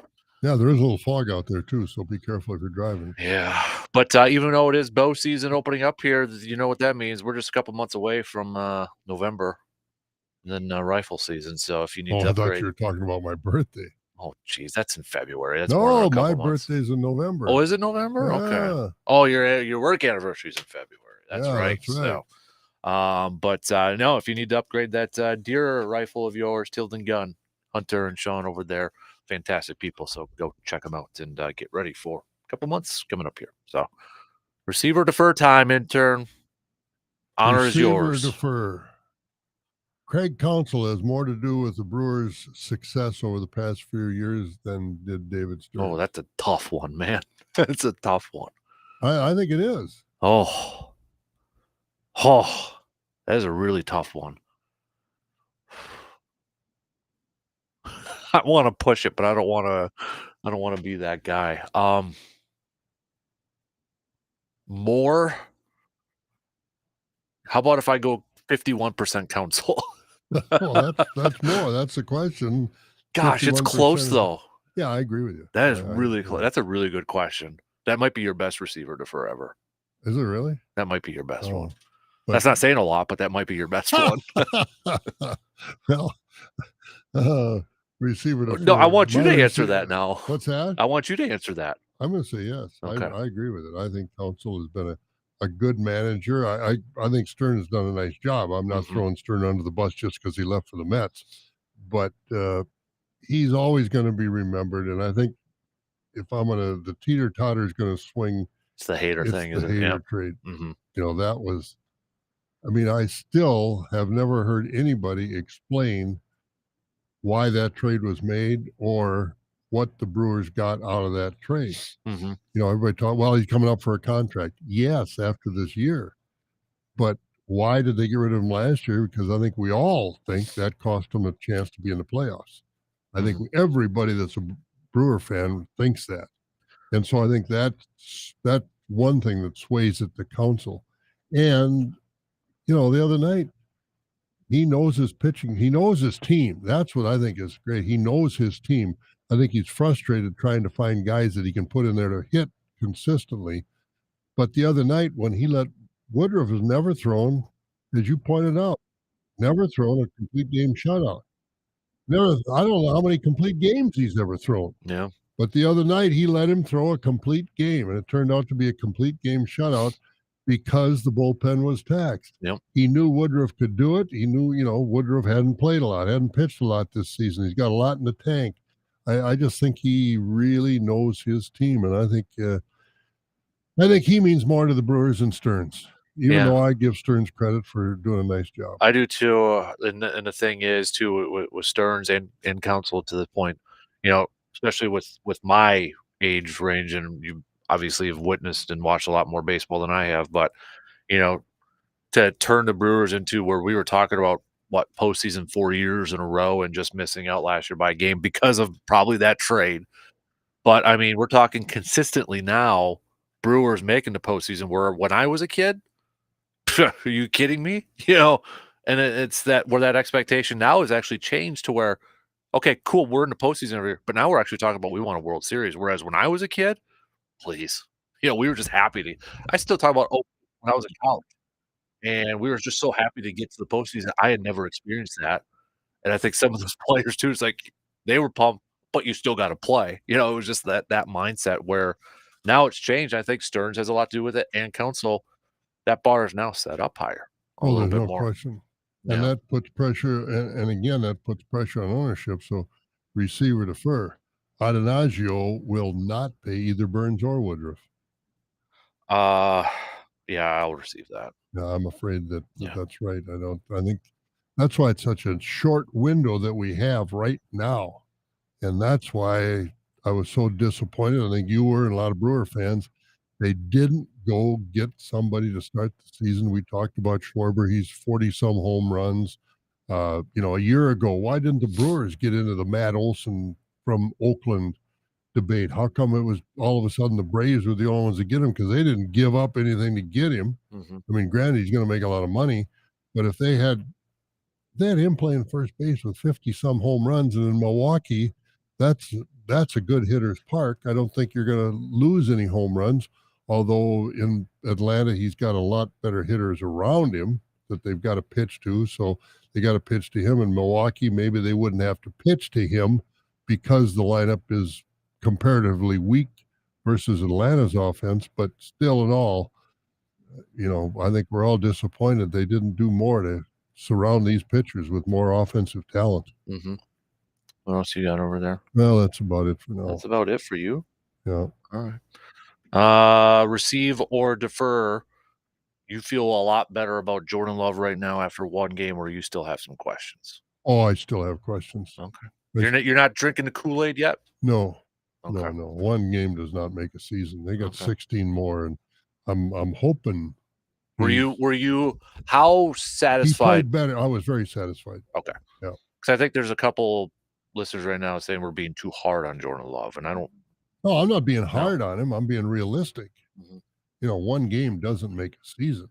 Mhm. One thing about it, we're fans, we're supporters of our team, and that's wonderful. But for what we're doing here talking about, you got to be realistic.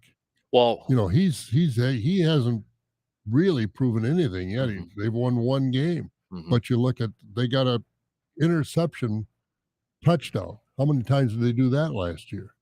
I mean, and some other things happened in that game that were wonderful. It didn't involve Jordan Love. Jordan Love played a nice game. I will not take anything away, but the long ball is a concern. And if he can correct that and continue to improve through the season, but there's no way in the world I'm going to say Jordan Love is a success. Jordan Love is the answer. Not yet. I'm hoping he is. I'll just say my 17-0 prediction is still alive, though. Yes, it is. Yes, it is. I just hope they don't go, so many times played a wonderful game yet last Sunday, go to Atlanta and fall on their face. Mhm. That's what I'm worried about. Yep. They've got to continue, that you can't rest on your laurels. You only played one game. Mhm. You just can't do it. And I mean, the coaches, I'm sure, are saying, look at 90 yards and penalties. There are things that need to be cleaned up on that team from the offensive side, the defensive side, special team side. There's definitely room for improvement. Mhm. And if they can continue to improve, including Jordan Love, this could be a pretty nice season. Yeah, I'm excited. I'm pumped. Yeah. So. Oh yeah. You picking him to beat Atlanta? I am. I'm boy. picking him to beat Atlanta, and could they be 3-0 going up against Detroit? It's coming up here in a couple weeks on Thursday Night Football. Who they got the third game? At home opener against New Orleans. Oh, I think so. How about that? So. That'd be a big Thursday game right away off the bat. But then they've got to stay focused because this Campbell, he does things that you don't expect. He gets them fired up. It's Green Bay again. You're playing Green Bay. It's a mentality that could wear thin if you don't have success, but if you have success, it can work. Oh, absolutely. And he's had success. And remember, they started off 1-6 last year, and there was talk about Campbell getting fired. Yep, exactly. And they turned it around right away. They did. So more power to him, and he's found out what motivates his men, and he's really doing a nice job bringing that out. He only did that one crazy thing, and was it crazy? It was successful. Daring, I think, would be a better word for it. He did that one daring thing, a fake punt deep in his own territory in the first quarter. That game could have been over by halftime, but didn't happen that way. Him and Robert Saleh kind of remind me of similar approaches on the mindset, with how they coach on the sideline with a lot of energy and enthusiasm. I mean, I don't know A lot of other coaches too that are running on the field when their player has a walk-off punt return, and he's like the first one out there hugging him and all that stuff before the handshake, and, some of these guys just get a little too composed to me. It's like, "Come on now. I know you're pumped up. You Oh wanna do yeah. something, do a little fist pump here once in a while or something like that," but unless you're Bill Belichick, and then you just have no emotions whatsoever. Or But Nick Saban. I mean, those two guys are. Mhm. You'd think they were brothers from another mother type of thing. Oh, all right. We only got about a couple minutes left here. So coming up, don't forget get your text in for Jake, our conservation warden buddy. He'll be up here in a half an hour with bow season opening up. We got a couple to get to him right now, I don't but know if you talked about it, but the U.S. basketball team didn't even win a medal. oh, that's why LeBron said he's coming now to save the world, and he's Well, I joining think you got forces to have with them. LeBron. You got to have Anthony Davis. I mean, KD has got to play. I mean, you know, because right now the U.S. basketball world isn't. I mean, you really see a difference between the elite, 10 players in the world that are at the United States and the rest of the world. I mean, Mhm, Luca's all by himself on his team. Giannis couldn't play, injury with Greece. He's one player, but the United States, you can't you can't have these guys not playing if you're going to be competitive. mhm. Yeah. And where is their allegiance? Is allegiance, and they can't get hurt. Obviously, they don't want to get hurt because they're playing for big contracts. But sometime you got to play for your country. I would think. Yeah. So yeah, LeBron apparently is recruiting other people to join forces and such and get back to it. But kind of like the Kobe mentality. Remember Yep. Kobe when he joined up? Uh, Great documentary on Netflix from last year if you haven't watched it. But But so I was disappointing in spite of that fact that I thought the U.S. would still win a medal. They didn't even win a medal. they lost to Canada, I think, in their last game, didn't they? In overtime. Yeah, Yeah, I don't know who they lost to, but boy, oh boy. And I know what's his name from the Bucks was on the Bobby team. Portis. Bobby Portis was on the. I mean, they've got to be disappointed Hmm. because the fans are. Yep. All right, 2 in. We got one more to go. Stick around. We'll be back in just a little bit. Final call though for your outdoor questions. Text those puppies on over.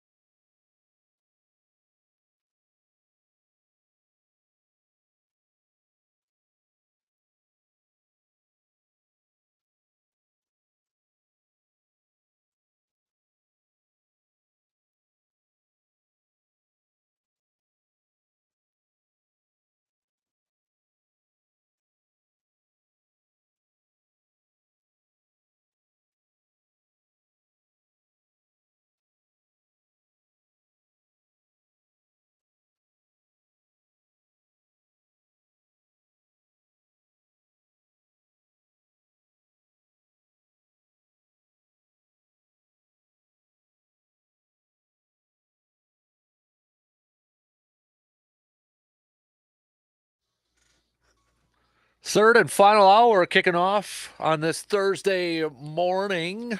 Hopefully, all off to a fantastic start. Hey, coming up a little bit later on this morning, we'll have a new episode of the Rollin' with the Golds podcast, the official UW Eau Claire Blue Golds podcast, our third episode.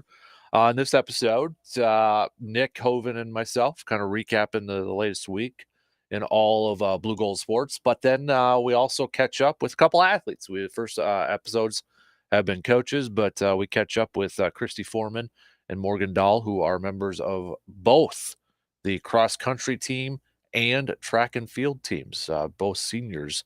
So good conversation, fun conversation with those two ladies. But I'm always marvel at like Division III athletes because no scholarships, but then athletes who are in multiple sports, and these two ladies are also in a nursing program.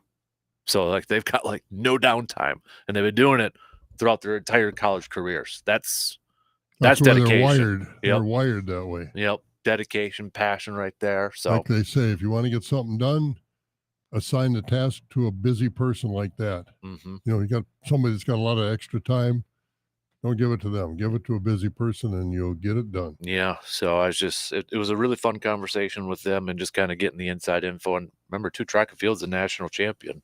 You bet. Chip caliber program over there too. So we're a lot of fun doing these episodes and kind of telling the stories out there. So make sure you check it out. It'll be up here a little within the hour. So good. All right. Also, don't forget Man Cave Podcast too. Yeah. Speaking of women athletes, you see the Badgers in Marquette. Yep. Set a record most wise in the state here. Yep. I know we talked about the Nebraska one a couple weeks ago, but 90,000 plus at the stadium. Awesome to see that. Oh yeah, it really is. And I'd still love to see maybe a game at Camp Randall. I don't think it's out of the realm of possibility. No, and I know you'd worry about weather, rain, and all that, but so did Nebraska, right? It's a chance you take. That would be a lot of fun. I wonder how many they could get in there, because obviously you could put some people on the field with the volleyball court in the middle. I don't know if they could break 92,000.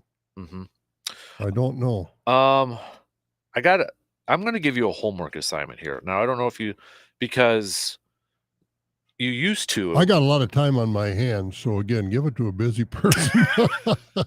But because I don't think he works there anymore, but you did know was it the groundskeeper for the Brewers for a while there? Yeah, Michael Betcher from down here by. No, he's not there anymore. No, he's right? not there anymore.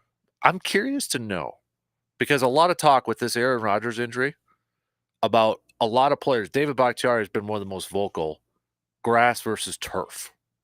And, there's science out there saying, well, there's not that much of a difference, but the players want grass and all that. And I was, like Albert Breer from Monday Morning Quarterback, it talked about, kind of comparison, because the owners, one reason they want turf is easier to maintain, cheaper to maintain. They can do more events on there, like concerts and all that sort of stuff. But as like Albert Breer said, Green Bay does it right because they don't have an owner that's, pocketing that extra money. But we know about their turf, and they used to have problems, but they've got that mixture. I know down at American Family Field, there was a Billy Joel concert a couple of years ago. I went down to that. He was out in center field someplace, but I know it's hard. It's hard to grow grass in an indoor stadium. Michael always told me that. He said, I've got to, I almost get an act of Congress when the Brewers are on the road to open that stadium roof and let it go so the sun can get in there and everything else. So, that's what I was kind of wondering, is it possible for indoor football stadiums to have a grass like that? No, they tried it. Well, I shouldn't say no, but for modern technology and then modern hybrids, I really shouldn't say no, but remember the Astrodome, when they first built the Houston Astrodome, the first indoor stadium we had in this country, they had grass in there, but it died. So then that's how they developed AstroTurf. And that is really hard. Talk to who's coming in this morning to talk to you. Joe Grabowski. Yeah, Joe comes in. Ask him about it, because he played for Madison. He played on the artificial turf. It's a different turf than they used to have. I know when they first laid it down, it was just like laying a carpet on top of concrete. Yeah. and it wasn't padded. And I know the guys early hated. I mean, that was hard. Mm-hmm. That was a hard surface.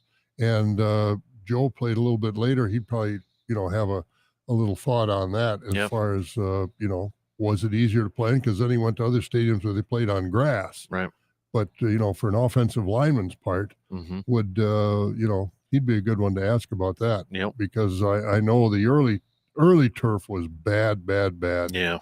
Now they throw the chewed up tires in there, the little rubber. Those pellets that you can kind of see they kicked up and all they that. got it at Carson Park up here. Yep. And so whether that makes it easier, I don't know. I never played on it. We always played on grass when I was a kid, and so we never played on artificial turf. But I know it's been around Madison for a long time, and they've changed it a few times. I don't know how many, but I know it's better now than when they originally heard. I mean, it's I had a brother that had a turf toe. And, the coach, come on, get back in. And he said, I just put my shoe on and it just burned because, like needles. He said it was like needles, that old turf that they had. So it's improved a lot. But whether it's better than grass, right now, with the new varieties, that I can't tell you. Yeah, because that's where I was kind of, you hear, and I know the Players Association for the NFL came out and said, we want grass in the stadiums and all that. And I was like, but what about the ones that are already like domes? Can they grow like US Bank? It's not a retractable roof over there. Maybe with the retractable roofs they get like Miller Park, AmFam Field. Yeah. But the ones that are like straight up domes, I don't know. And I don't even know, like out in LA, that SoFi Stadium. I've seen that, and it's a dome at the top, but it's open and can get some sunlight from the side. I don't know if that's enough. I don't even know if that's artificial turf or if that's regular grass out there. Yeah. But I know they've improved the varieties of grass, and they've also improved the type of artificial surfaces that they can lay down. So because even Lambeau is intertwined. It's not full on 100% grass. It's grass with. Yeah. I can't think of the name off the top of my head, but it's like seeded in together sort of thing. Stadium turf, they call it, or something like that. You go to the Hall of Fame, they actually have a display on it, and you can feel it. The Packer Hall of Fame over there. Yeah, it's kind of cool, actually. Yeah. And I mean, they've made a lot of technology over the years, both in grass, real grass, and in these artificial surfaces. But which one's better? I would think the players would like grass. Yeah, definitely. So, but if you ever talk to Michael, I'll give him a call. Ask him that for me. I was just kind of curious, like, is it possible that they could grow? I don't have the answer for you. I know they, like AmFam Field, we've seen like the lights or whatever, something on there. But yeah, you will see the roof open, in cold temperatures or something like that. In fact, they don't cover Lambeau in the winter. Yeah, snow's on there. Well, snow is a good insulator. That's we need snow in this country. I mean, snow is a good thing. Yeah.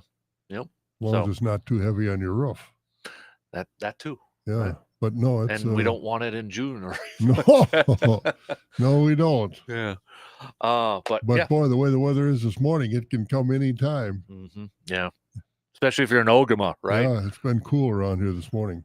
But I'll be kind of curious to talk to an expert on that who actually did it for a living, for a job, at a high level sort of thing too. So, because did you say maybe I'll call the turf grass specialist down at the university in Madison and see how far advanced they are with those sorts of things. Because didn't you say one time that you're like the Cubs wanted Michael or something like that, or was it? Well, he was looking around at different jobs and things like that. So, but man, that's also got to be a nerve-wracking one too if something does go wrong. You got a tremendous amount of responsibility. Yeah, I think I told you that like when I was at doing a tour a few weeks ago, and there was one guy on Lambeau Field. I'm assuming he was aerating it. Big old machine, and he just moves a little bit. It's like that thing's got to take forever to finish that job over there. And they don't let just anybody. They'll let tours walk on the edge, but they don't want anybody between the white lines. Nope. Yeah, don't touch it. No, exactly. Don't touch it. Nope. So the less traffic, the better. Yeah. Yep. Oh man, but I don't know. I don't see it changing unless it's something in the CBA for the NFL. Unless that's going to be players are going to have to like really hold down on if they want every stadium to be grass and that out there. But and again, if they can't make that rule, what are the Vikings supposed to do? Yeah, can't tear the roof off that stadium. Mm-hmm. It's just, and they're not going to build a new one just because of that edict. Mm-hmm. So I don't think you'll ever see that. No, but and obviously it's been popped up more because of the Rodgers injury, but again, that wasn't the deciding factor. It was probably a factor in it. His foot getting caught, but it wasn't the main reason why his Achilles got torn. So a lot of it. Well, that's one thing sod will give, where artificial turf is designed to stay there. And that's the thing too. It's like it's not like the sod is like all because I've seen a couple games rain where like some of those sod fields, it's just a mess. I remember mudslides and guys are falling and slipping all over the place, and it's like, well, that's not the greatest conditions either to have those. What do you see? Maybe 1 or 2 games a year where by the third quarter you can't read a lot of the numbers, but it used to be all the time. Yeah, I mean, you used to look at Lambeau Field or Soldier Field before they played at Wrigley Field, before they went to Soldier Field. And, even in Detroit, I forgot did they play at Tiger Stadium? I think they played at Tiger Stadium, the Lions. That was all grass. And then, I mean, those were mud holes. Mm-hmm. Well, I can still picture the Jerry Kramer photo with all the mud on there. Yeah, mud and grass, pulling that out of there. Mm-hmm. But technology has changed, and it I don't know. We used to, high school now. I mean, you don't see dirty jerseys in high school. Mm-hmm. I mean, everybody always played on a dirt field. Mm-hmm. Now you don't. And the mothers had to wash the uniforms. Baseball dirt is the hardest to get out of white pants. Well, there's no question about that. Yeah. Because it gets ground when you slide and everything else. Mm-hmm. Yep. The grass stain, you talk to some other grass stains aren't that much fun either. Yeah. Yeah. Speaking of like that, just a really random quick story. So when the new Kohler Lodge was built right next to Lambeau, the fancy hotel over there, I actually got to do a tour of it. And if you go into the bathrooms, you'll see a lot like that Jerry Kramer one with mud. Mm-hmm. Paul Hornung, you remember the one that was actually something from the main man at Kohler wanted in the bathrooms, pictures of dirty Packer players, just to kind of give that, the clean bathroom sort of thing, and just have all those. But that was planned to have Ray Nitschke's picture with mud in his face mask too. That was planned that they put those specific photos in there to put them in the bathrooms. Herb Kohler. That was like nice little nugget on that one there. But yeah, if you haven't been in a really impressive I haven't been place in there. over there. I haven't been in there. Really impressive. So Brewers will be first pitch coming up at 1:10 today. Who's against pitching? Adrian Hauser's back off the injured list. So I don't know. He probably has a couple more starts because once they get to the postseason, he's probably going to be a guy that goes to the bullpen at that point. Yeah, I would imagine if he can go 4 innings today, it'd be a success as far as Council's concerned.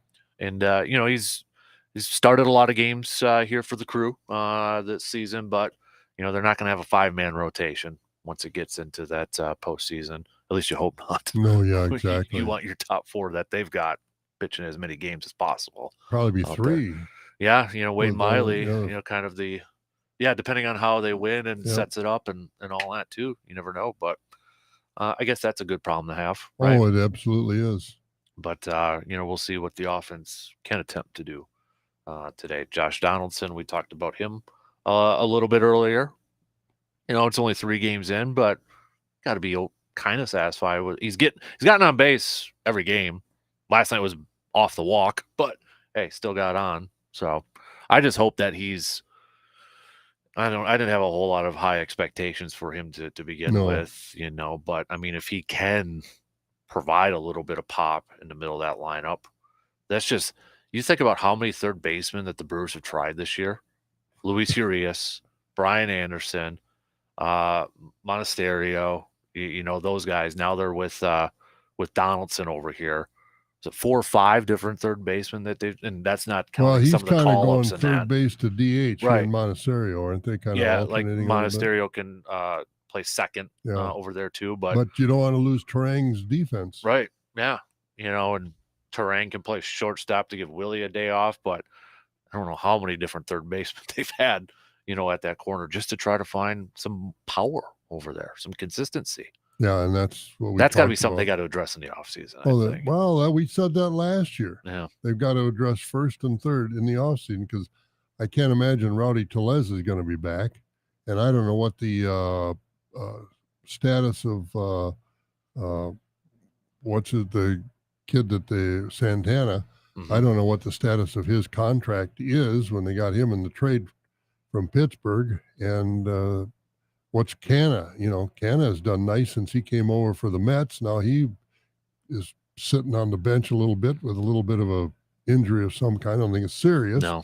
But yeah. And he's been doing well since he's been doing with the a nice Brewers. job. Yep, he is. Absolutely. Kind of been a nice little surprise. Yep. Over there. He's been more consistent than Santana. Yeah. As far as production is concerned, Santana has been very erratic. Yeah. Yeah, he's been outside of Contreras probably being the team MVP offensively, this year.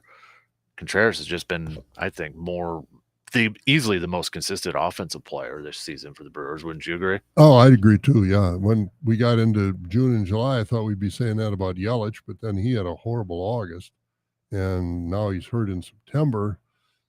Hopefully, he's going to come back soon. Yeah, they could use his speed. Yep, I agree. Yeah, Contreras this year 282, especially from the catching spot here too. And you look at his last 120 bats, he's hitting 283. Last 7 games, it's up to a 310 over there. So that's been a huge pickup. From Matt Arnold. That has been a bonus. One we didn't, you knew he was going to help, but you didn't know he was going to help this much. And his mindset, I was just reading this the other day too, because if you remember when he was first acquired by the Brewers, he was kind of disappointed. And then I get it. He was coming from the Braves. Braves, pretty darn good team, right? He was a little disappointed. But then, he kind of, opened up. But now I just saw the other day that he wants to stay in Milwaukee for the long term. So hopefully that's something that they can accomplish and get it done. Well, that's good. And, but again, because it's that he likes narrative, the team right now. Right. But if you lose Burns, you lose Woodruff, then are you waiting to be the next Pittsburgh Pirate team? That's what you got to worry about. But isn't that kind of also to the narrative that nobody wants to play in Milwaukee, but then you hear these people that actually come to Milwaukee and play. Yeah, we really like it here. It seems like that's been a thing the last few years. Well, they can concentrate on baseball. It's like even CC Sabathia loved playing in Milwaukee because you can concentrate on baseball. You don't have to concentrate on what's the media going to say. The media isn't that much, and they're not as critical as they are in New York or Los Angeles or even Chicago. Chicago's 90 miles away, and it's 2 different worlds, or even not even 90 miles. I don't know how far it is from Milwaukee to Chicago, but it's 2 different worlds media-wise. The Chicago media is very critical and very ruthless in some cases. Milwaukee media, it's there. That's about it. They report on the games, and they're not as critical as the rest of them. And players have to enjoy that every move they make isn't being scrutinized and criticized and everything else. Yelich should be taken. If Yelich is playing in New York the last couple of years, he'd be roasted, toasted, and hung out to dry. In Milwaukee, he just goes along. And I think that's one of the things. Let's face it, they make a good living in Milwaukee. It's a lot cheaper to live in Milwaukee than it is New York or Chicago or LA or Atlanta or some of these other places. And, if you don't like it here in the wintertime, get a place in Florida or Texas or whatever and go enjoy the warm weather. But, there are a lot of people that send their kids to school and raise a family and live in Milwaukee and enjoy it. Yep. All right, let's take a break and we'll do our outdoor tidbits. We actually got quite a few questions now. You can tell it must be hunting season coming up here. So thank you to everybody who texted in some questions for Jake. We'll get him up here. We'll take that break and ask him your questions after these few words.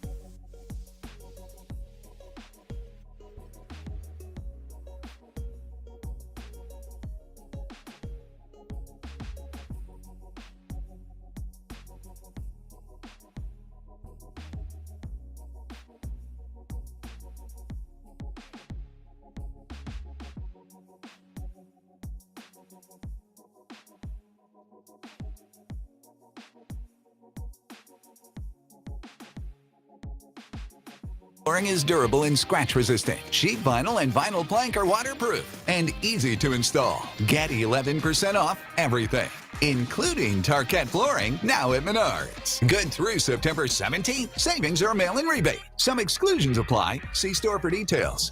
Save big money at Menards. Some call his show life-altering. Your personal takeaway may differ somewhat. The Dan Kasper Show, weekday mornings from 6 to 9. Answering your questions and giving you the tips you need to be successful and safe in the outdoors. It's time for your outdoor tidbits. Have a question you'd like answered by Jake? Send it to us, and we'll ask for you. Opening of bow season is this Saturday, and I think we can tell we are getting, we are into hunting season with the amount of questions we've been getting in this morning. So perfect time to bring in our guy, Mr. Jake Bolks, Conservation Warden for the great state of Wisconsin. You ready for bow hunting season there, big man? Oh, yeah. Attaboy. It's getting busy. Yeah, I can imagine. We got quite a few questions, so let's jump into it if you're ready Sure. to go.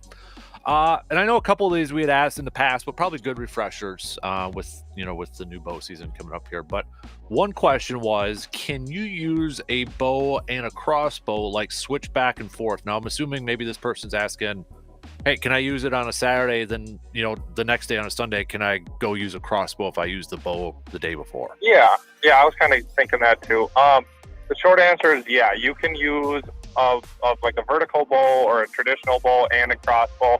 The only thing when you go to your licensing is you have to make sure that you buy both the archery license and the crossbow license.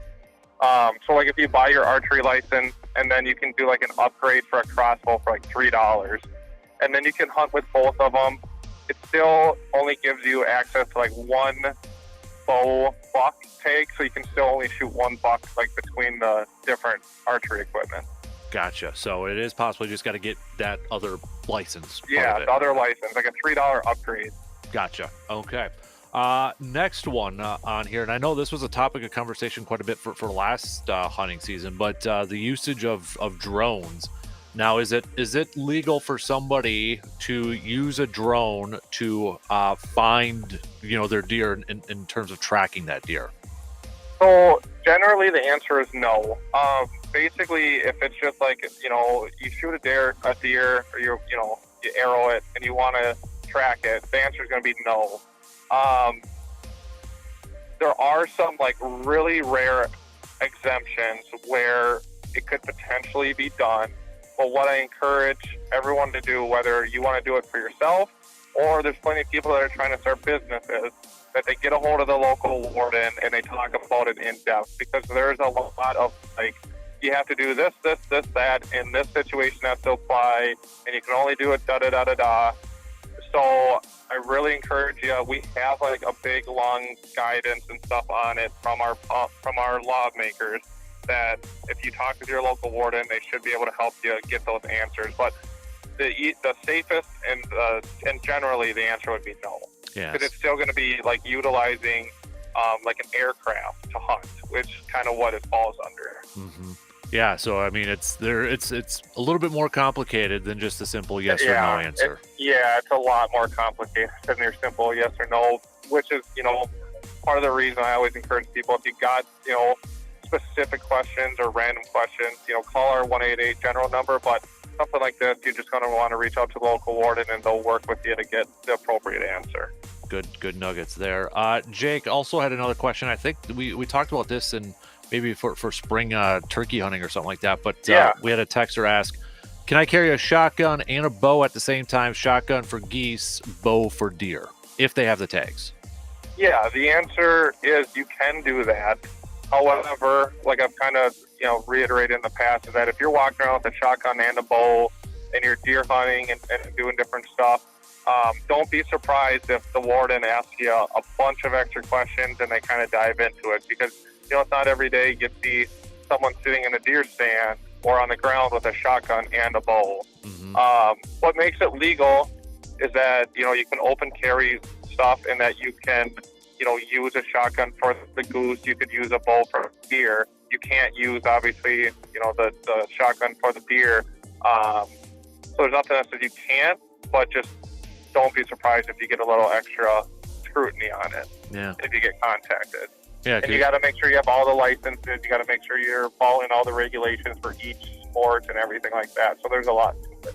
Might look like Rambo out there with a bow and arrow and a shotgun, Yeah, put a headband on and march through the woods. Exactly, too. There's probably have a big bow knife out there, too. So, obviously this is a busy time with the weekend because, more seasons are opening up and that sort of thing, too.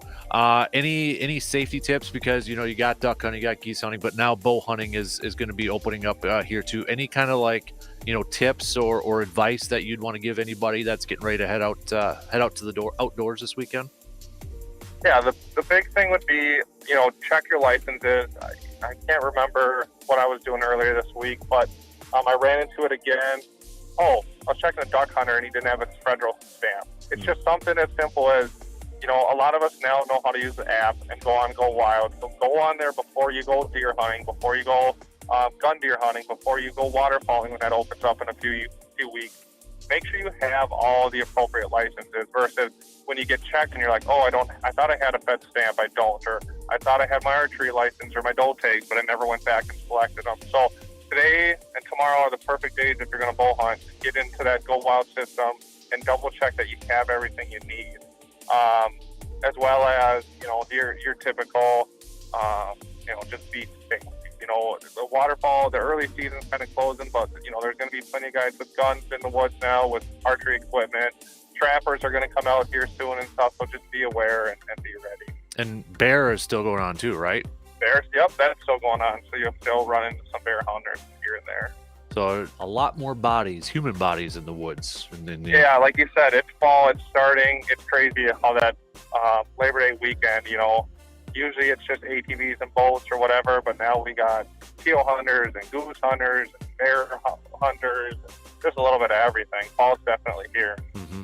Did you have a question there, intern, or are you good? I was going to say, Jake, can you talk about all this stuff going on at once? Are there any restrictions now? Because a lot of people just kind of like joyride in their ATVs because, these are luxury machines and they can go pretty much anywhere. Is there any restrictions on slowing that down or, it's any time of the year you can ride on approved trails? Obviously. Yeah, so all the trails, most of the trails in the state are actually run through the counties, like the county forest and parks programs, and they do usually have closing dates for UTV, ATV trails, which is usually September, October, November sometime, and then they usually reopen sometime in April or May. So when people are going out on those, they need to double check with the counties to make sure they're open.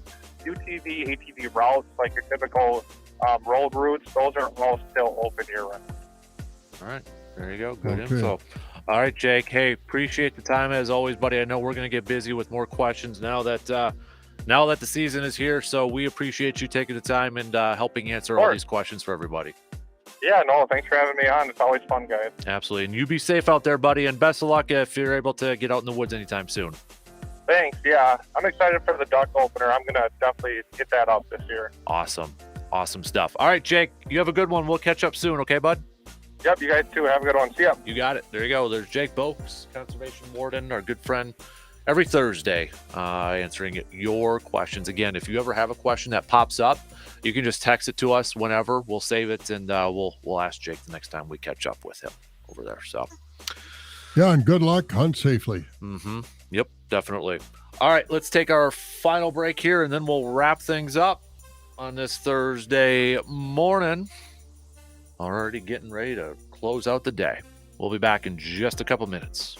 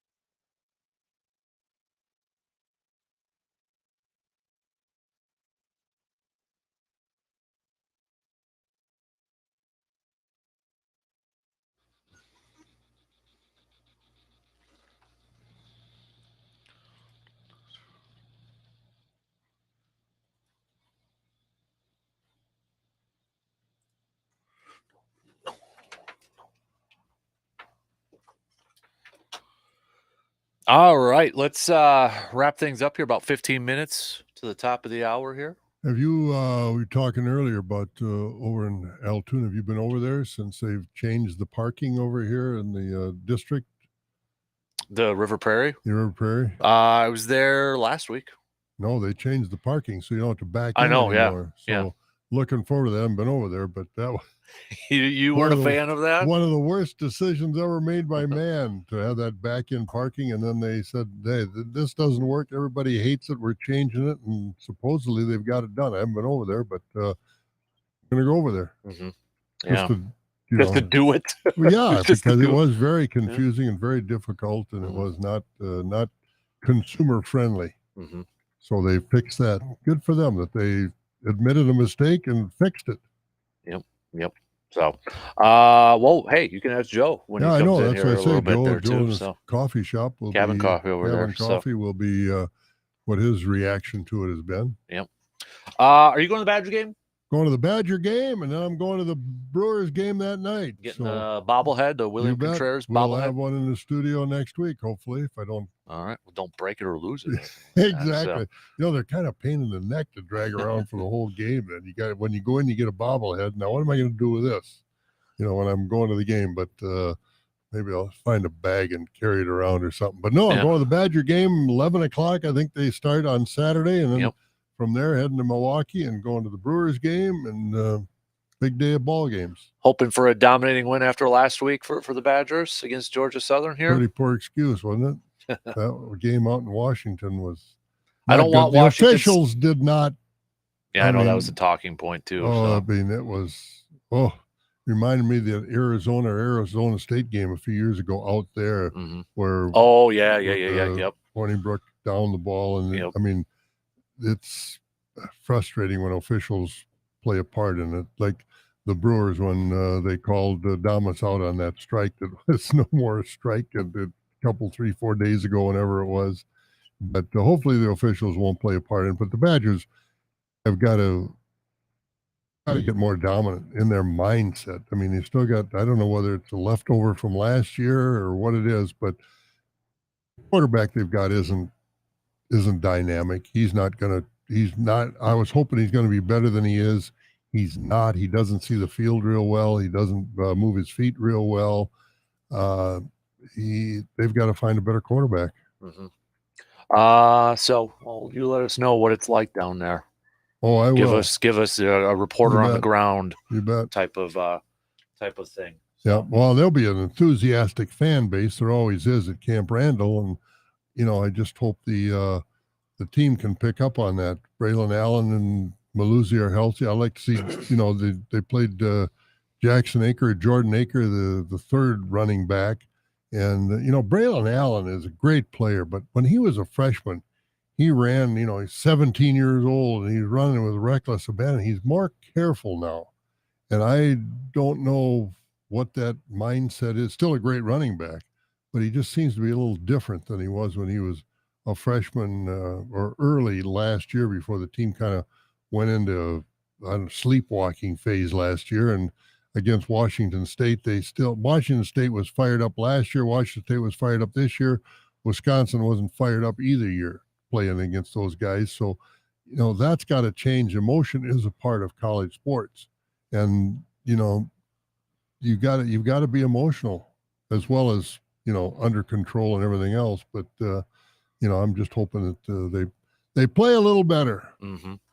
Yeah, well, I know the big one is normally this probably wouldn't get like College Game Day and all that, but Colorado and Colorado State is getting a lot of pub for this game coming up here, and I think we all know why here. But with what Colorado and Dion has done over there, so a lot of attention going to be on that game.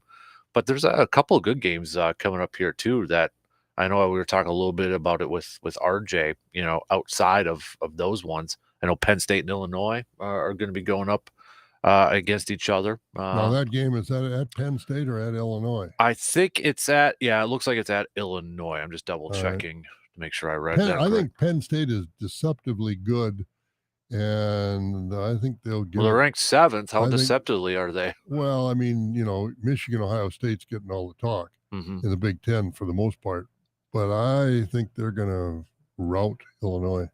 Yeah, Illinois has kind of been a little sluggish the first couple games here too. Yeah. 1-1 Yeah. at this point, and then you got Minnesota versus North Carolina, which I know Minnesota's 2-0, but they're kind of like squeaking on by here too. Yeah, they played Nebraska, and Nebraska is just a dumpster fire over there, even though they got a new coach. I mean, their quarterback is, Not good. RJ was talking about boy, that too. He gives the ball away, and he is very erratic, and I don't know how long they can go with him before they have to start making they've had problems with these, I don't know, loose quarterbacks like Martinez. Remember him? Yep. A lot of talent. Seemed like he played there for 7 years. Yeah, he gave the Badgers a lot of problems, but against other teams, he was just erratic. He'd fumble, throw interceptions, and he went to where did he go to? Where did he go play? But he was playing someplace, and they benched him there. And I don't know if he's done playing college football or not. But anyway, Nebraska has had a rough go the last few years. It's a good thing they got a good volleyball team. Mm-hmm. And then Washington, 8th ranked team in the country. Michigan State with all that going on right now. Mel Tucker. Suspended. And boy, he is not happy. I read an article that this is bogus, and he used a little different word than bogus, but it's all stacked against him, and it's unfair, and it's somebody's out to get me, and this sort of thing. And he's suspended without pay, and he's a high-priced coach. They gave him a huge contract a couple years ago. You bet they did. So I don't know the story behind it, but I know he is not real happy with the way this investigation is going, and he thinks it's stacked against him, and was not right. Mm-hmm. I have no idea what the real story is, but and I don't know how good Michigan State is, but Washington is good. Yeah, Washington is really good too. So, but yeah, a lot of stuff going on in the college football world, and Texas is back. Hook 'em horns. Boy, I guess so. How they do that. Took it. Hook 'em horns. They took it to Alabama at Alabama. That's the first home game they've lost in 6-7 years, something like that. Yep. So. Anyway, third season or third weekend already for the college football season. Yep. And second week for the pros tonight. The Vikings, they got a rough. I'm looking at an 0-2 start for them. I got the Eagles tonight. Yeah, I would think so because they're in Philadelphia. Yep. And, and I know the Eagles are going to be missing a couple. I think one of their corners and such, but I don't know. I'm rolling with the Eagles tonight. Yeah, I think so too. I just. Vikings don't seem to have it together. The new coach isn't. He had a good year last year, but again, people say, but they always say the Vikings had a good year, but they won. Well, it was a lot of won all win. These games by less than one score, or by one score or less, and so they're being questioned and not being tested. And losing last week, I think, was kind of a surprise, but maybe they're not all that good. Yes, that's the thing with Tampa Bay. They still got a really good defense. They got Mike Evans and Godwin. They got receivers. It's just what version of Baker Mayfield are you going to get? Yeah, exactly. That's the thing is, I don't trust Baker Mayfield any game. But the way he started the game, you'd think it was going to be a Vikings win, but then he figured it out. Yeah, he came back. But fun to watch. Yeah, and then the Lions got the Seattle Seahawks, who laid a pooper in their first game too. Yeah, they did. Holy moly! Is Detroit at home or on the road? It's in Detroit. Okay, well, then you'd expect Detroit will win that game. Yep. I think Detroit's going to be tough. They're for real. I think the biggest thing when it comes to Detroit is as long as you just don't read the headlines, don't read your own press clippings, where you see some of those teams kind of get, and you've heard players like, I think we got caught reading our clippings. I think if Campbell can keep those guys with that chip on their shoulder sort of thing, mentality, and not reading the headlines, I think they'll be a tough out. Yeah, I mean, they don't put too much pressure on their quarterback. They spread it out. The defense makes big plays. And they've invested on what? Offensive line, right? Yes, they have. And look how it's paying off with a quarterback like Jared Goff, too. Yep. So. And some running backs that they brought in. They brought in Montgomery. Yeah, they switched them all up from last year. But they did a nice job in the opening game against Kansas City. And you got Amon St. Brown, who's a pretty darn good wide receiver over there, too. Is. So, yes, he is. And then Aiden Hutchinson's looking like he's going to be a good player. And that surprised me. I didn't think he was going to be this good, but he is. He's the real deal. That high motor coming off the edge Yep. there too. So, Yep. I hope both teams are undefeated when they come to Lambeau here in week 4. Be fun.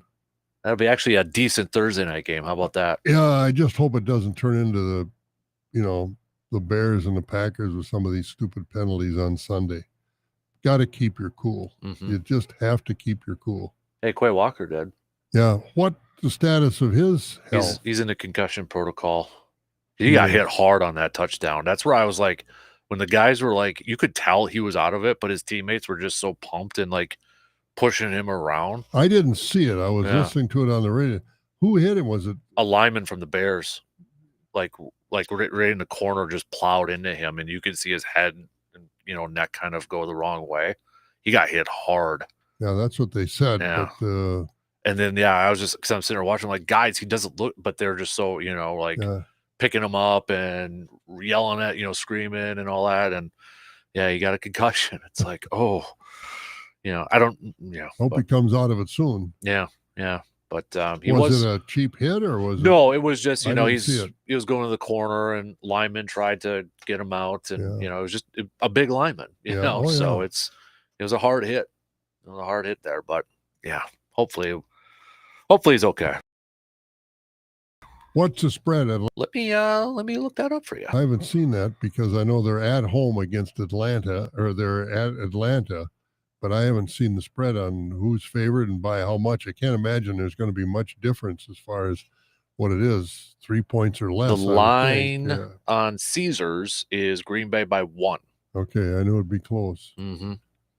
And that's the thing with like Atlanta. I don't know what Desmond Ridder. He was 15 of 18, but it was only for 115 yards, and 3 of their scoring drives were all based off turnover. So it was like short fields it was against Carolina last week. So it's still kind of an unknown. I don't know what they expect from Atlanta. They got some young skill position players like Bijan Robinson and Kyle Pitts, and sounds like Cordell Patterson's going to be back for this game, and Drake London. So I don't really know what to expect with this one yet. Yeah, it'll probably be close. And again, if Love can continue to progress, I think the Packers can win. He tried to spread the ball out pretty well, and didn't change the plays. No, didn't change the plays, and for the most part kept his cool. It's just that I don't know if he gets too excited when he throws a long ball and adrenaline takes over and loses control a little bit. But once the guy since Rob Demoski pointed it out to us and watched it on Sunday, that's going to be something that I'm really going to be watching for the rest of the year, of how he can get the long ball under control. And that could be something just with more playing time, and I'm hoping that's what it is. With getting the feel and getting that touchdown, not touchdown sort of thing. But no, because it is it is a touch pass. There's no question about it. To lay that ball in over the top. I will say though, I'm glad he's attempting it. Oh yeah, so am I. Not just like doing the check downs all the time, or not afraid to attempt it. Because that's going to be Watson's strength, is taking the top off that defense and streaking down.